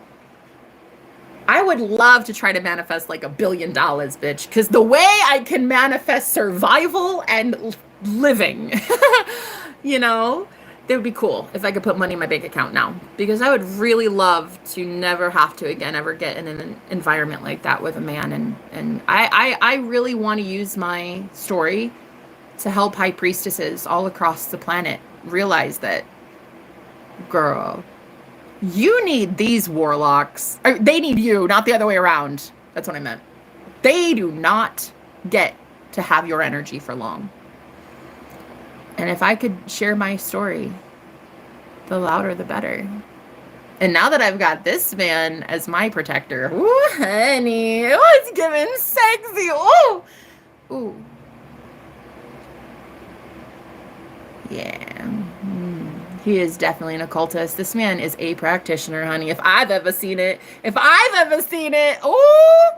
My ex might be a magician, but this guy, he knows what the fuck to do with his magic. So I'll tell you what. His magic wand's a little bit more magic if you catch my drift. Bigger and better. Always, baby. Always, baby. I love helping women give their power back to themselves. Girl, go create you a freaking megalodon, huh? Go get you a real man with a real magic wand, honey. You do it. You do it up big. Bigger and better, sweet cheeks. That's all we do going forward. It is the year 2025, my love. I'm going to teach you a thing or two. How to manifest you a real man. Oh, girl. Anyway, so this magician, though. Hey. Oh, it was so cool, too, because the universe literally put us together. He was renting the room next to me. I've been renting this room at an Airbnb for like, 2 months now. And I met him here. I was literally getting to know this guy. He's a spiritualist as well. He was pretty cool. He bought pizza and beer, and he's like, hey, I'd love to get to know you, because I had just moved in. And there were like 4 or 5 male roommates here. And so I was like, whatevs. I'm single as a Pringle, and I'm loving my life, bitch. I no ring on my finger. So I let this man buy me pizza and beer, right? We sat down at the table, and he just started talking to me, and he was pretty fun. I started laughing, and it was a good time. And then room 5 came downstairs. He heard me laughing, and he came downstairs. And he was like, hey, how you guys doing? Yeah, nice to meet you. Nice to meet you. And I was like, who are you? And he's like, yo, I'm room 5. Are you the girl from Wales? I'm like, what? And he's like, yeah. Are you the girl with the accent? I was like, oh, that's what. Oh my gosh, I'm so sorry. It's like a thing. I don't know. I do it sometimes. It's like a party favor. I don't know where it came from. I've never left the States. I don't know. And so anyway, he started laughing, and I think instantly he knew I had multiple personalities. So anyway, he pulled up a chair, and he was like, hi, can I grab a slice and a beer? And the guy was like, sure, yeah, no problem. Like, more the merrier. How you doing? And so they started talking for not even a few minutes. The energy between room 5 and I, ooh, girl, I could feel some things. There were some things happening, okay? Like I could not stop staring at this guy. My eyeballs were just fixated on him. Like I don't even care about that guy. I was just like, who are you? And so then that guy, the guy that paid for the pizza and beer, ironically, he gets up out of his seat. He walks to the back door, and he just helps the neighbor shovel for 30 minutes. I'll never forget that. I'll never forget that. There's a witness. That shit is funny. The universe literally conspired to have he and I meet on a date in this house at the dining table. Like that, it was so fucking weird. So we had 30 minutes just talking, he and I, right? We talked about everything. We talked about aliens. We talked about archangels. We talked about his job, and we talked about magic. We talked about manifestation. We talked about all of it, right? And then so like at the end, he's like, here, I'm gonna give you my Facebook. And he didn't give me his number, which I thought was really weird, but I was like, okay, cool. And I didn't really think much of it. I didn't care. I mean, not really. I was like, cool, there's chemistry, but it wasn't anything shocking. So I was all right with just like adding him as a friend. That's it. I don't even have a Facebook really. I have like one person there. So I didn't care. And a few days later, nothing happened, no contact, nothing. I didn't knock on his door. He didn't knock on mine. It was nothing like that. A few days later, I'm hosting a live stream down in the living room with my friends, and we're literally praying. We're doing a prayer over the house. I was like, could you guys pray for me? Because there just feels like it's a brand new place. I'd love some help. Could you guys like help me maybe establish some energy flow in this place? You know, so we started praying, and I started teaching people how to like cast out some shit. So as we were all praying, I shit you not, girl, I was literally in the middle of the prayer when room 5 opens his door and walks down the stairs. This was like maybe 10 o'clock at night, right? He walks down the stairs and I'm in the middle of the prayer and I'm like, hi. Hey, how you doing? I'm good. Just praying. Anyway, amen. So my friends were like, girl, who's that? And I was like, shh, shut up, shh. And so he like stood there and I'm like, can I help you? And he's like, no, don't need anything. And then he went to the kitchen, girl, this, as God is my witness, this shit is so weird. He went to the kitchen, okay? He grabbed a burrito. He grabbed a burrito and a red Solo cup full of water, right? And he comes back into the living room. I'm sitting on the couch, just like this, just chatting, right? And he stands right in front of me. Awkwardly, just standing right there, eating and drinking. And just, I'm like, yeah, can I help you with something? Is there anything you need?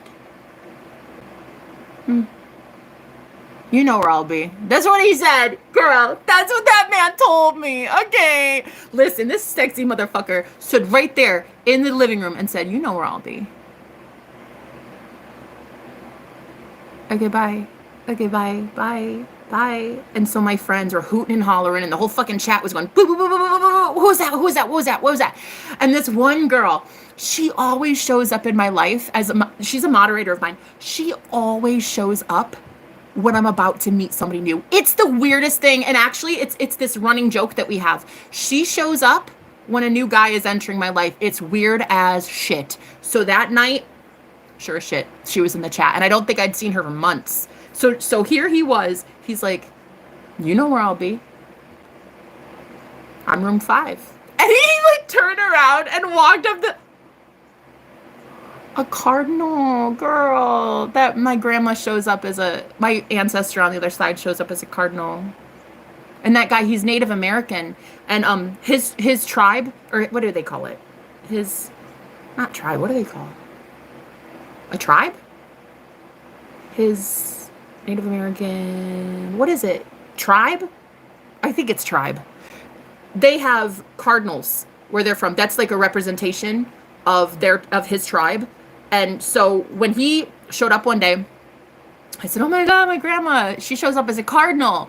And he's like, oh my God, that's they actually follow me too, because that's from my tribe. And I was like, oh, like, okay, whoa, look at this little magical thing we've got going on here. So anyway, back to the story. So oh my God. So he turned around. I just got a message on me. Girl, listen. He turned around and he walked upstairs, right? And all my friends, including that moderator, because she is the type to tell me, she's like, I better find out, Jenna.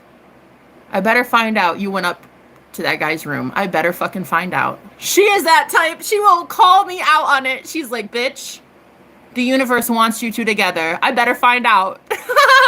So he went up the stairs and he went into his room. And I'm just sitting there like, he's too sexy. Nah, honey, no. This man, gorgeous. But here's the craziest part. At the time, my best friend had just told me, like a couple days maybe before, that there was this man in this house, in this Airbnb that I'm at. And he had she said that she had a dream that he was somehow monitoring me, like watching me. And she called him the man with the red Solo cup. And that was like a couple days before he showed up there with the red Solo cup. I was like, are you fucking serious? Okay, that's a little weird. That's a little weird. So because of that, because my best friend had that dream, that's how I knew to go upstairs. Otherwise, I don't think I would have done that. I do not think I would have, if it weren't for her telling me about it. So anyway, I walked up. They were like, oh my God, go up there, go up there. And I was like, girl, please. I haven't even shaved my legs, honey. I don't even know if I showered that day. I'm like, nah, I'm not going up there. Honey, no. No. Room 5 is off limits. We're not doing a room 5. No. I'm single as a Pringle and I like it that way. We're not getting involved. We're not getting hooked up with anybody. No sweet cheeks. No. So anyway, 10 minutes later, I'm knocking on his door.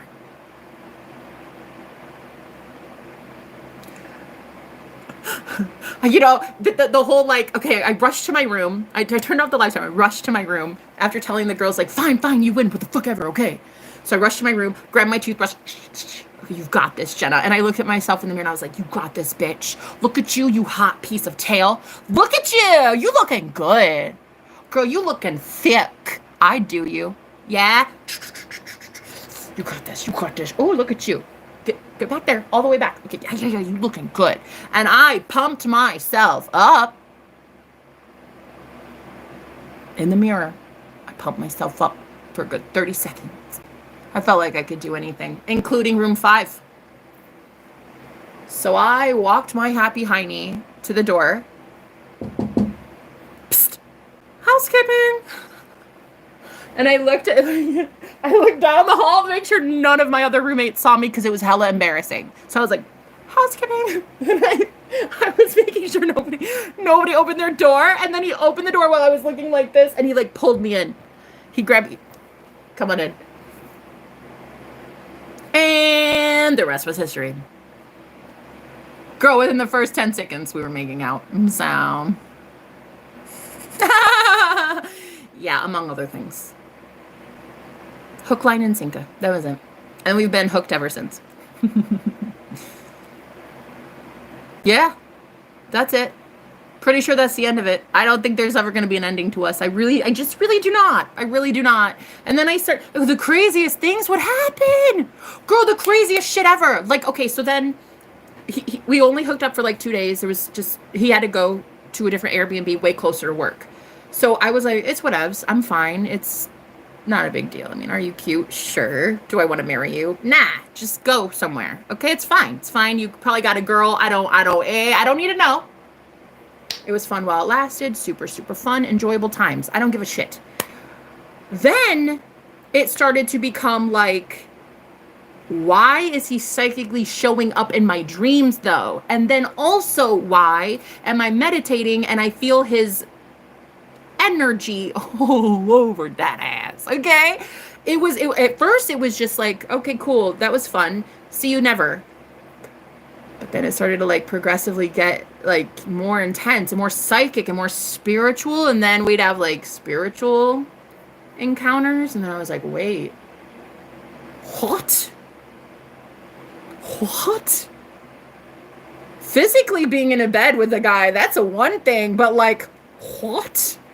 Spiritually having that? Okay. All right. Call me. What's this about? So anyway, one time I started feeling it in the astral plane and I was like texting him, hey, is this real or is this my imagination? And he texts me back. He's like, damn, you're good. Woo, girl, I need this so bad. And I'm like, oh my God, this is fucking real.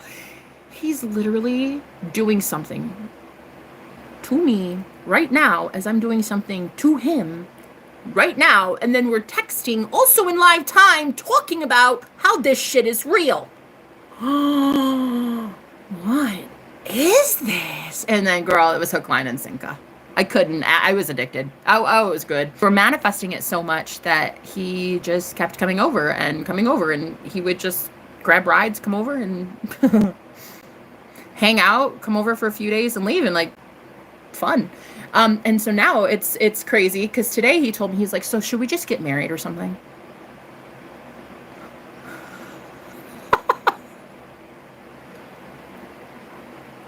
It's like, you're already in my dreams. I'm already in yours. Should we just like get married? Do you think? I don't know. I think we're already married in some timeline. I'm not sure. But anyway, what's so crazy, you remember the guy that bought me pizza and beer? He gave me this book. Where is it? Let me go find it. Hold on. Ooh, the options though, girl. Yes, Ninja. How you doing, baby? How you doing? Okay, listen. I'm gonna show you this. Hold on.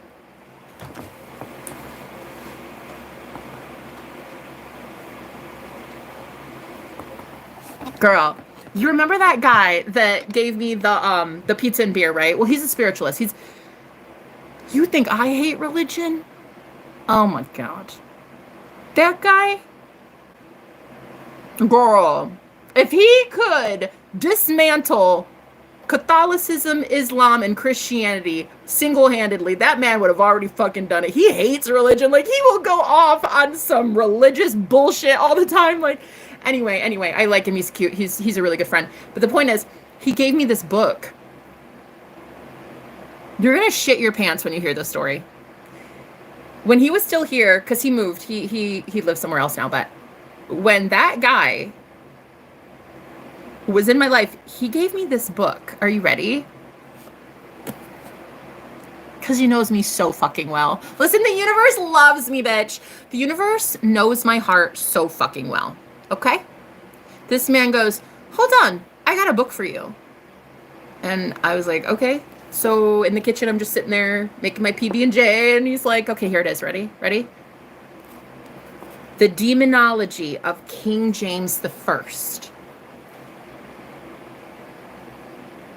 Oh my God. This basically is a book about how King James, the one who, like, I guess made the King James Version Bible, right? Published it or had people write it or whatever. Technically, the author thinks that King James had an obsession with witches and thought that they were trying to kill him. King James thought that witches were trying to kill him. So, technically speaking, I think there was a slant to the Bible to hate witches. Like, I just think, you know, whatever, okay? But anyway, he gave me this book. And girl, you know, a man knows your girl's heart when the back of the book says, Witchcraft and the Scottish Witch Trials. I love you. Let's be best friends. I love it. I fucking love it. The only book I own. This is the only book I own. Weird, right? That's not even the weirdest part. Girl, that's not even the weirdest part. Here's the coolest thing. My boyfriend came over about, like, maybe a week ago.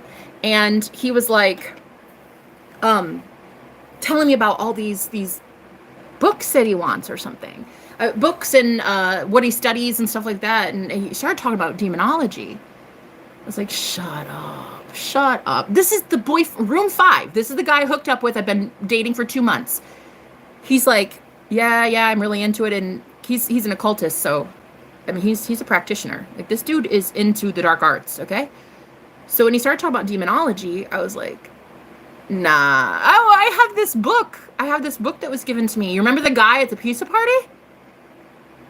He's like, yeah, I like that guy. Yes. He gave me a book. And it is called The Demonology of King James the First. And you guys, this man looked at me like deer in the headlights. He goes, are you fucking kidding? I have been looking for that. Let me see it. He's like, I've been looking for that book for months now, and I cannot find it anywhere. Can I see it, please? I need to see if this is the one. I showed him the only book I own, and it's the one he's been looking for.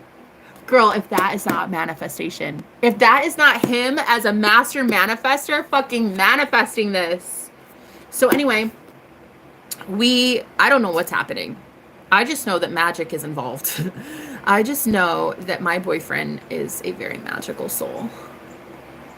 And he sends me cardinals and love notes and text messages and phone calls and sexy time through the ethers.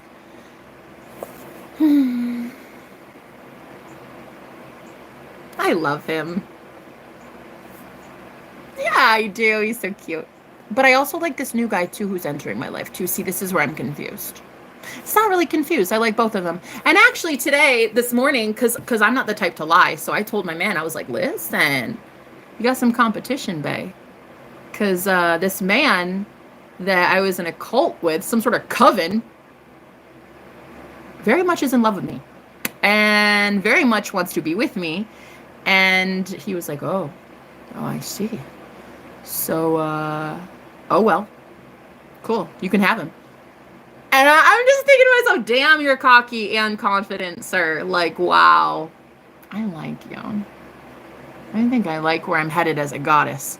I think I like getting everything I want and more. I think I very, very, very much enjoy being me.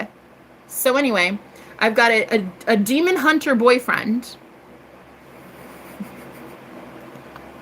And then I've got this guy that escaped a demon along with me in a cult who's also very much in love with me. And so now the options, girl, the options for days. Anyway, they're both cute. They're both very sweet. They both have totally different traits and qualities and personalities. And so it's like, it's kind of nice. I kind of like it. I'm a big fan. I'm a big fan of what's happening to me right now. So anyway, this book, it represents some level of magic that is taking place in my life because the only book he's been looking for is the only book I own. Girl, if that is not weird, okay? Everything in my life is weird. So anyhow, point is, my life is about to get hella interesting. And when everybody's like love and light, namaste, all that stuff, I'm not about that anymore. I'm not about love and light. I am love and I am light, but I don't need to be that all the time. I like a beer every once in a while. I like to eat a burger. I like really good raunchy sex. The kinky stuff. Yeah? I love throwing me some tarot cards. I love talking about demons. I love learning about people like Aleister Crowley. Hey, it's a thing. I like being me. And I like knowing that I'm allowed to discover. I'm allowed to learn. I'm allowed to have questions about the universe that we live in. And I'm allowed to be autonomous and have free will. And I can ask questions. This is the one thing that I love about myself as a leader, is that I get you guys to ask questions. I'm not trying to hate on your religion. I'm just trying to get you to see why you do what you do. Do you know why you eat a stale cracker and drink grape juice from a thimble? Do you know that it's ritualistic blood sacrifice? Like, do you know it? Because if you know it and you do it, that's one thing. But if you're doing it accidentally and you don't know, and you're like consistently in like some sort of like group ritual, honey, it's given witchcraft. Okay? All I want to do is just show you guys that know what you're doing. Just know as baby witches, because you are, you little cute little patootie, you. You could just pinch your little cheeks. You're so cute, but you're a baby witch. Okay? You're waking up to the fact that maybe you're a full-on sorcerer. Shit, I don't know your life. But you are hella powerful as a high priest or a high priestess. You are extremely potent. Okay? Okay? It's given magic. But the problem is, y'all are out here just doing stupid shit constantly, wondering why your life is turning into what looks like World War III. Well, I'll tell you. It's because you don't understand the laws of the universe. You don't understand why karma exists for some and not others. You don't understand the practicalities of it. You don't understand there are rules to this. There are rules to magic. There are. And all magic comes with a price. So make sure you can afford that price. Make sure you have enough to afford it. You see what I'm saying? So a lot of the people that come to me, they're dibbling and dabbling in some stuff. And while I am so proud of you, honey, look, it's giving Ouija board in a cemetery at midnight. Oh, as much as I'm proud of you, baby. So proud that you just brought your first Ouija board. Be safe. Okay? Please. And so this is what I do. I teach people how to be safe with their magic and the psychic gifts that are coming to them right now, because the whole world, the veil is thinning. People are waking up left, right, and center. Everybody's becoming more aware of who they are. They're a sorcerer. You are a literal magician. You're it. You're it. You gave your power over away to some government, some religion, some politician, some pastor or something. But like, honey, really deep down, you're it. You're the goat. You're the go-to, honey. You're the one. You're the one. You're Neo, bitch. You're it. So while as proud as I am, I'm a proud mama bear. I'm a proud mama bear. Look at you dibbling and dabbling. Ooh, look at you in the dark arts, baby. I love it. I also really want you to pull your head out of your ass and think. Okay? Think. Because while experimenting is so fun, dibbling and dabbling is so fun, howling at the moon is so fun. Okay? Look, your pendulums, your tarot cards, your divination. I love astral projection. Girl, all of it. I love every last thing that you are doing. And I approve 100%. Just be very cautious and very careful and just know the parameters. Just know the rules. Okay? And go explore. Go explore who you are as a magician. You're literally meant to enjoy this physical 3D world. You are meant to make this matrix your bitch. You are. You're allowed to do it. Okay? You're allowed to have what you want. Okay? But I use my platform to help people who are just waking up to the fact that they really are the GOAT. They're the greatest of all time. And they are like super magicians. And all you need to do is get some course correction. That's it. That's it. Like, that's it. Now that you're a powerhouse, now that you are a practitioner and you're learning about magic, you're taking your magic back from others, like the magician, and giving it back to yourself. So now you get to protect yourself. Now you get to use defense magic. Now you can use whatever you want. Glamour magic, chaos magic. You can do whatever you want. It is your reality, truly. At its core, you are allowed to have anything you want. But there just needs to be, I don't know, I think a safe place for people to learn their magic, you know? Because, like, don't be reckless and foolish with it. You know what I mean? Hey, Jenna Boo, just checking into how you doing, baby? How are you, my love? Estrella, it's so great to see you again. Thank you for being here. I love that I got to do that reading for you the other day. Hey, Vander. I hate the concept of closed practices. Spirit is for us all. Exactly. Thank you. It took me 2 hours to say what you said in one sentence. That's what it is. That's what she said it was. She did. She used those words. Cultural appropriation. What do you mean? It's literally energy.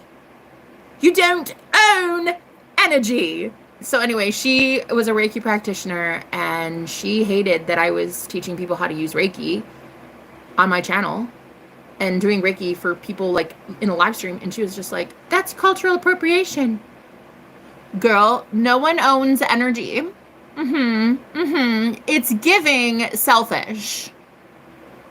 Go somewhere. And so anyway, she went and started an entire movement called the Hate Jenna movement. And yeah, I guess she started a little coven. A little something, a little witchy coven, and had a lot of people hating on me and sending me some dark ass energy. And that had been happening for the last year, about a year. Well, maybe since about the summer. Yeah, about a year, almost a year that lady has had that channel and those videos up of me. And she would take like clips and like sayings and quotes of mine and stuff and piece it all together and like demonize me and shit. And it's like, it's fine, but like now pay up. Because the universe is not about to let people like that get away with hurting light workers anymore for a living. Like, for her platform, for her numbers, her algorithm, her content. She made a lot on hurting light workers, and she's gonna have to pay the piper. Like that's just how it is. Like, I don't have to do shit. I'm gonna be sitting over here drinking my coffee, sitting on my rump. My alibi is just sitting here on my pleasantly plump rump, doing absolutely nothing. Your karma is your fault, and the universe will be whipping that ass, and it's not a me thing. That's a you thing. So this is a common theme that has happened to me along the years. Anybody who challenges me, anybody who comes up against me with nefarious energy towards me, you can't stand me, it's fine. You're entitled to that. But what you're not entitled to do is harm me in any way. You don't have to bless me. You don't have to compliment me. You don't have to give me money. You don't have to pray for me. You don't have to do that, But what you're not going to do is hurt me without consequences. So the universe is about to have some consequences for that aunt. What was her name? Aunt Jessie. Whatever. She's not my aunt. Hold on, okay? Anyway, that was like her channel name. I think it's called Aunt Jessie or something. I don't know. I don't care. Because the irony of ironies is she's out here promoting that she's a Reiki practitioner and all about healing and love and light and bullshit like that. But then will literally make entire channels and content hurting light workers. It doesn't make sense. So there's about to be karma happening for people like that. And I've seen all these practitioners, like these fakes and these phonies, they're about to be called out for what they are. See, what's going to happen is the frequency of the planet is raising. And there's going to be a lot of people waking up in these pews, in the congregation, on these channels as the commenters. Like there's a lot of people waking up.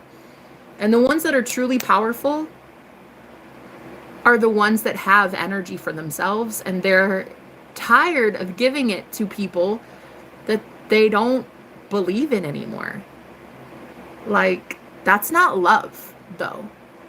And so there's going to be a mass wave of people, I feel right now, waking up on the planet to the idea that you can have a huge following, you can have a huge platform, you can have big numbers, tons of money in your bank account, but honestly, if you're out there hurting light workers, you're going against your own kind. Like, there's going to be karma for that. Like, that is how it is, guys. It's the year of karma. I'm convinced of it. I really am convinced of that. So, point is, I don't need to do anything. But to that Aunt Jessie, if you guys want to monitor, snip this part, Aunt Jessie, karma though, karma, honey, karma. I've let you off the hook for a whole year. I didn't even talk about you at all. Like you basically went in one ear out the other because I didn't care. But now, I just think that people should care. People should care that these lovers of light, these light workers, they're so love and light all the time that it's like, are you really though? Ew, are you? Because where's the love? Like, it's given false light. You know what I mean? Where's the love? So anyway, congregations of people are waking up. Cults, religious groups, religious orders. Like I'm talking shit that has been established for a long time. Scientology, Mormonism, Christianity, Judaism. I'm talking all over the planet. I'm talking a whole bunch of things like that. Established religion. Girl, people are leaving in droves. It doesn't make sense anymore. We're too ascended as a collective. We're too ascended as a people, as a group, that we don't want to be in a prison cult mentality anymore. I don't need to read my book to go to heaven. I don't need to go to your church to go to heaven. I don't need to eat that stale cracker to meet Jesus. I don't need to prove to him that I love him by eating a cracker. I just don't. You see what I'm saying? So I just think that there's a lot of changes happening within me that I'm noticing. This man that I'm dating, he's causing some changes. Okay, there's some big ones happening within my soul, and I don't really know what else to do, I guess, but talk about it.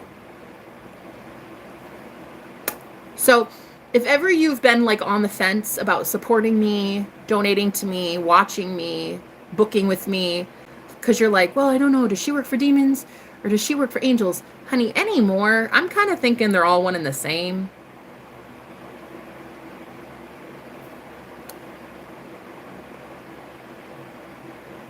I don't know who I work for anymore. Shit. I think I work for my damn self. I think I work for my damn self, basically. So anyway, the man that I'm with, the man that I'm dating, he is... Woo! can't keep my hands off money. It's a thing. It's a thing. It's a thing. Okay. He's a high priest.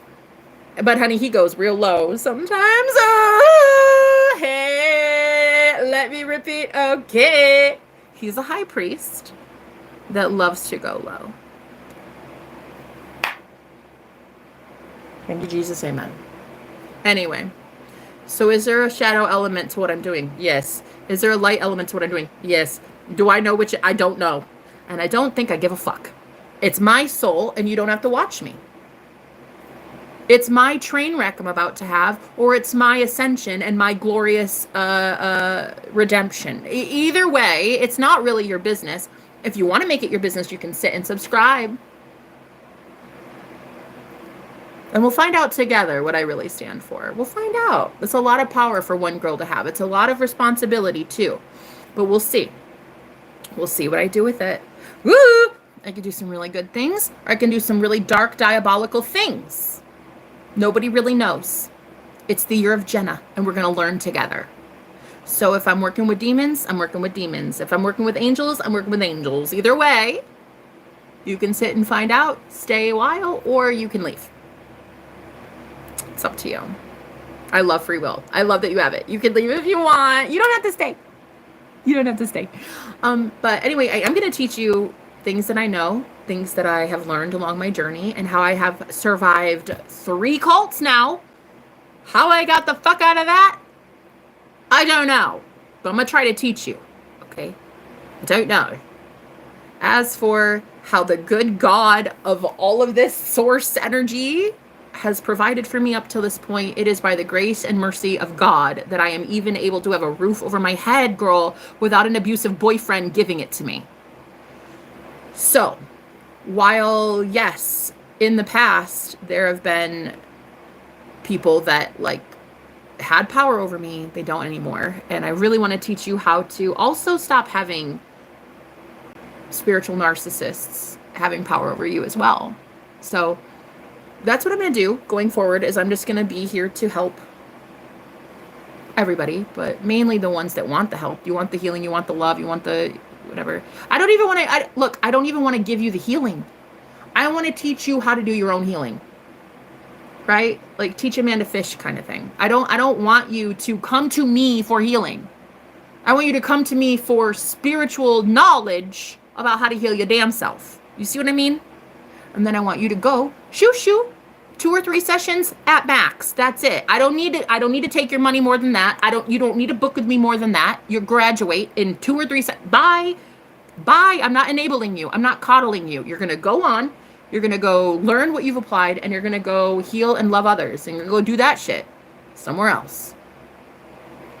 I do not need people in my life long term anymore. And I've noticed this, especially in my clientele. Like, back when, before all this shit happened with the cult, that third cult that I would, back in August, September-ish is when things started to get really, really bad because I was involved with this cult leader. And to have a man this week tell me that I was right on the money and there is a legit, they want to start a cult. To hear him say that to me, because he was in the same cult, like, girl, the way I felt so much relief this week. Anyway, that man, God love him. God bless that beautiful man's soul. Anyway, the point is, I used to have a ton of clients. I used to be able to pay for everything based on my business, just spiritual, just the spiritual advising alone was paying my bills.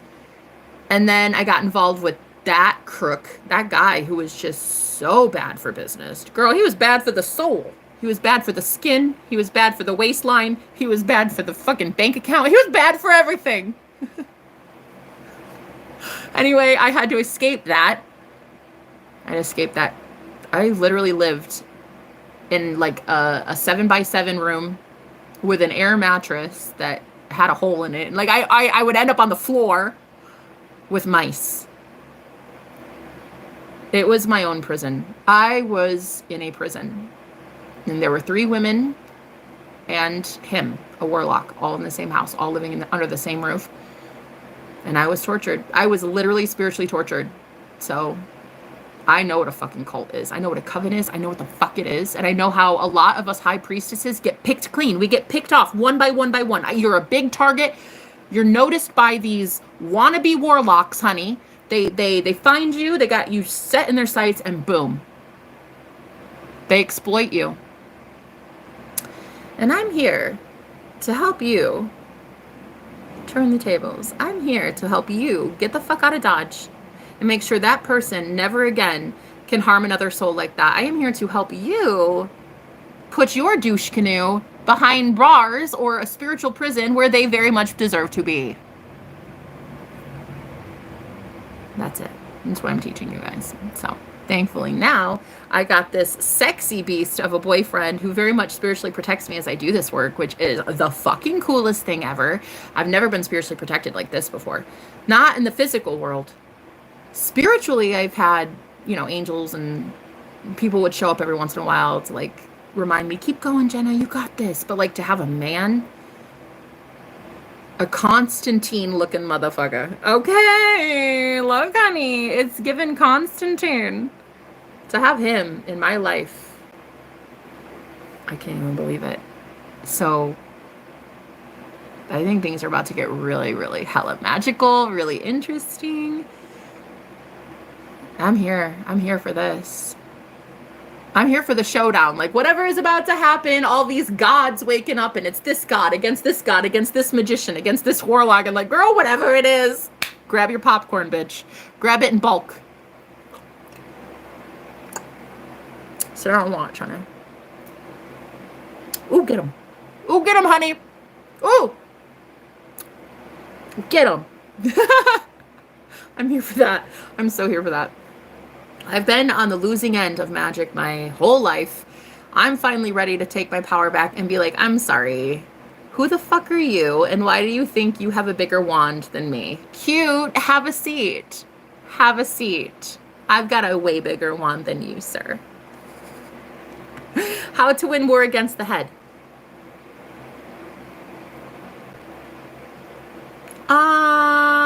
First of all, I would say to not live in fear. Being anonymous is great, but being known is even better. Do you know what I mean? Do you see what I'm saying? Being anonymous is great, but being fully exposed into the light and knowing who you are and that there is nothing to run from. There is no fear. There is no fear, but fear itself. There's nothing to run from. You are it. You're the one that gave your power over away, and then you're the one taking it back. There really is nothing but the win. All you do is win. You even win when you're losing. You know? I know that the pain feels real. I know that the brutality feels real. I know that the humiliation rituals feels real. I know that I know. But when you get to this level of like, I don't give a fuck, the only thing that you have anymore is that you know you went through that pain. You know you were in hell, but you don't feel it anymore. You know what I mean? But you got to stop running from yourself. You got to stop running from your own power. You got to stop running from the fact that people are going to know you. People are going to know that you are the one. Like you are the chosen one. You are the Neo in this Matrix, bitch. You are the one. You got to stop hiding from that, first of all. Everybody should know you. Everybody should know what you're about. Be as transparent as possible. That's my policy.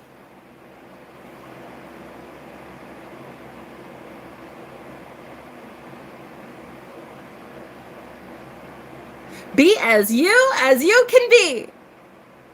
I just really, honestly, I fucking hate liars. And I hate people that get to have mass followings and like, we don't know shit about you, bruh. I feel like this new age is filled, this new world order is filled with a lot of leaders who are about to start having to be like transparent, honest, forthcoming. We should know what you're about. What do you stand for? What have you been through? Listen, Pope, I don't know what you went through to be called the Pope. I don't know who died and gave you that specter thing. What is that? I don't know. Did you ever go through the wilderness? Did you ever sleep on a park bench? Did you ever eat from a garbage can? Like, why should we be listening to anybody if at rock bottom you have zero experience because you've never been there? You know, like if there's going to be a new world of new leaders, I feel like you're going to see the ones that are scrappers, and they're the ones that have been kicked down to absolute nothing, and then they show you, look, it's still possible. There's love to be had here. There's magic you can create down here. Like, there's so much beauty in the darkness. Own it. What is wrong with magic? Everybody is so afraid of magic. Even the word magic freaks people out. Everything is magic, though. Even a Super Bowl halftime show is magic. Because, come on. It's not really that scary. If people would just realize it's intention. Intention mixed with energy. That's all it is. Give yourself your power back, you know? Stop being a little bitch. Yeah? Stop being a little bitch. Pull the stick right out your bunghole. You know what I mean? Just stop crying. Start taking back your power, and that's it. How do you win against the head? You realize it's yours. And the only war it is you. It's you against you, against you, against you. It's you. That's it. So anyway, I love you guys. Thank you for being here. What shit, was this supposed to be readings? I didn't even stop talking yet.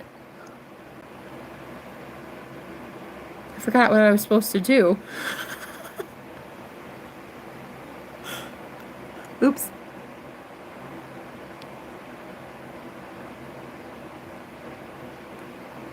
Anybody even still here?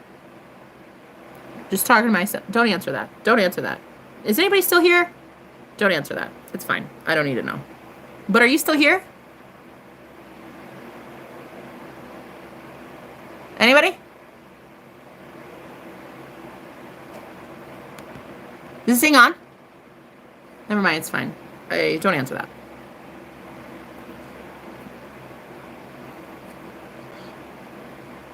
But yeah, overall, I'm very happy. So if I'm working with demons, they make me happy. Oh my gosh, Nina, I fucking knew it. I knew there was a baddie in here. What a baddie. What a gorgeous baddie. I love you. I love you. Honestly, single-handedly, girl, you have kept a roof over my head for so freaking long. Listen, I am now able to extend a week here because of you.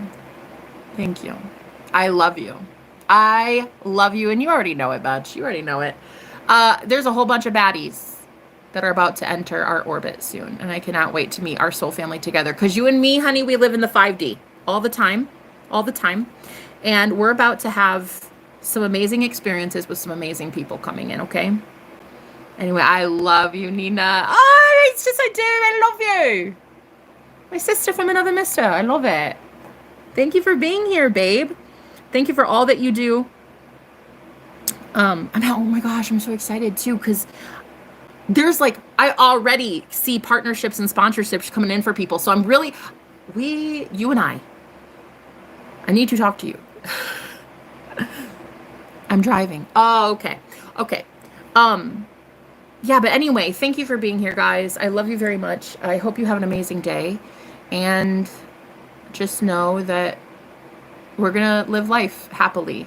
And if it's, you know, and that's what I wanted to say. I wanted to say that if you've supported me up to this point and you're like, wow, it's all love and light. And I'm so excited for Jenna to be all about the angels and flapping her wings with white doves. Well, there's some demons also too that I've been dealing with. And honestly, I get their point. I'm just letting you know that, like, as a woman, from woman to woman, okay? There are some people that have been approaching my life recently, living much more in the shadow. And when they tell me things, just know, I get it.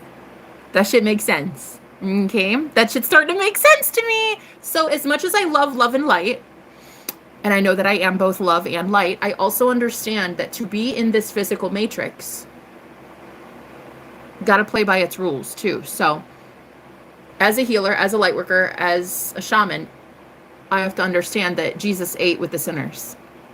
You got a problem with that? Go sit at a different table, okay? You're not welcome here. This is the cool kids club. We got leprosy over here, blindness, and I sit with tax collectors. No, I mean, that's not a joke. Leprosy is not a joke. but I'm serious though. It's not all love and light over here anymore. So I just needed to tell anybody that who had been supporting me all this time, and it's like love and light. Nah, girl. Sorry. There's more to life than just that.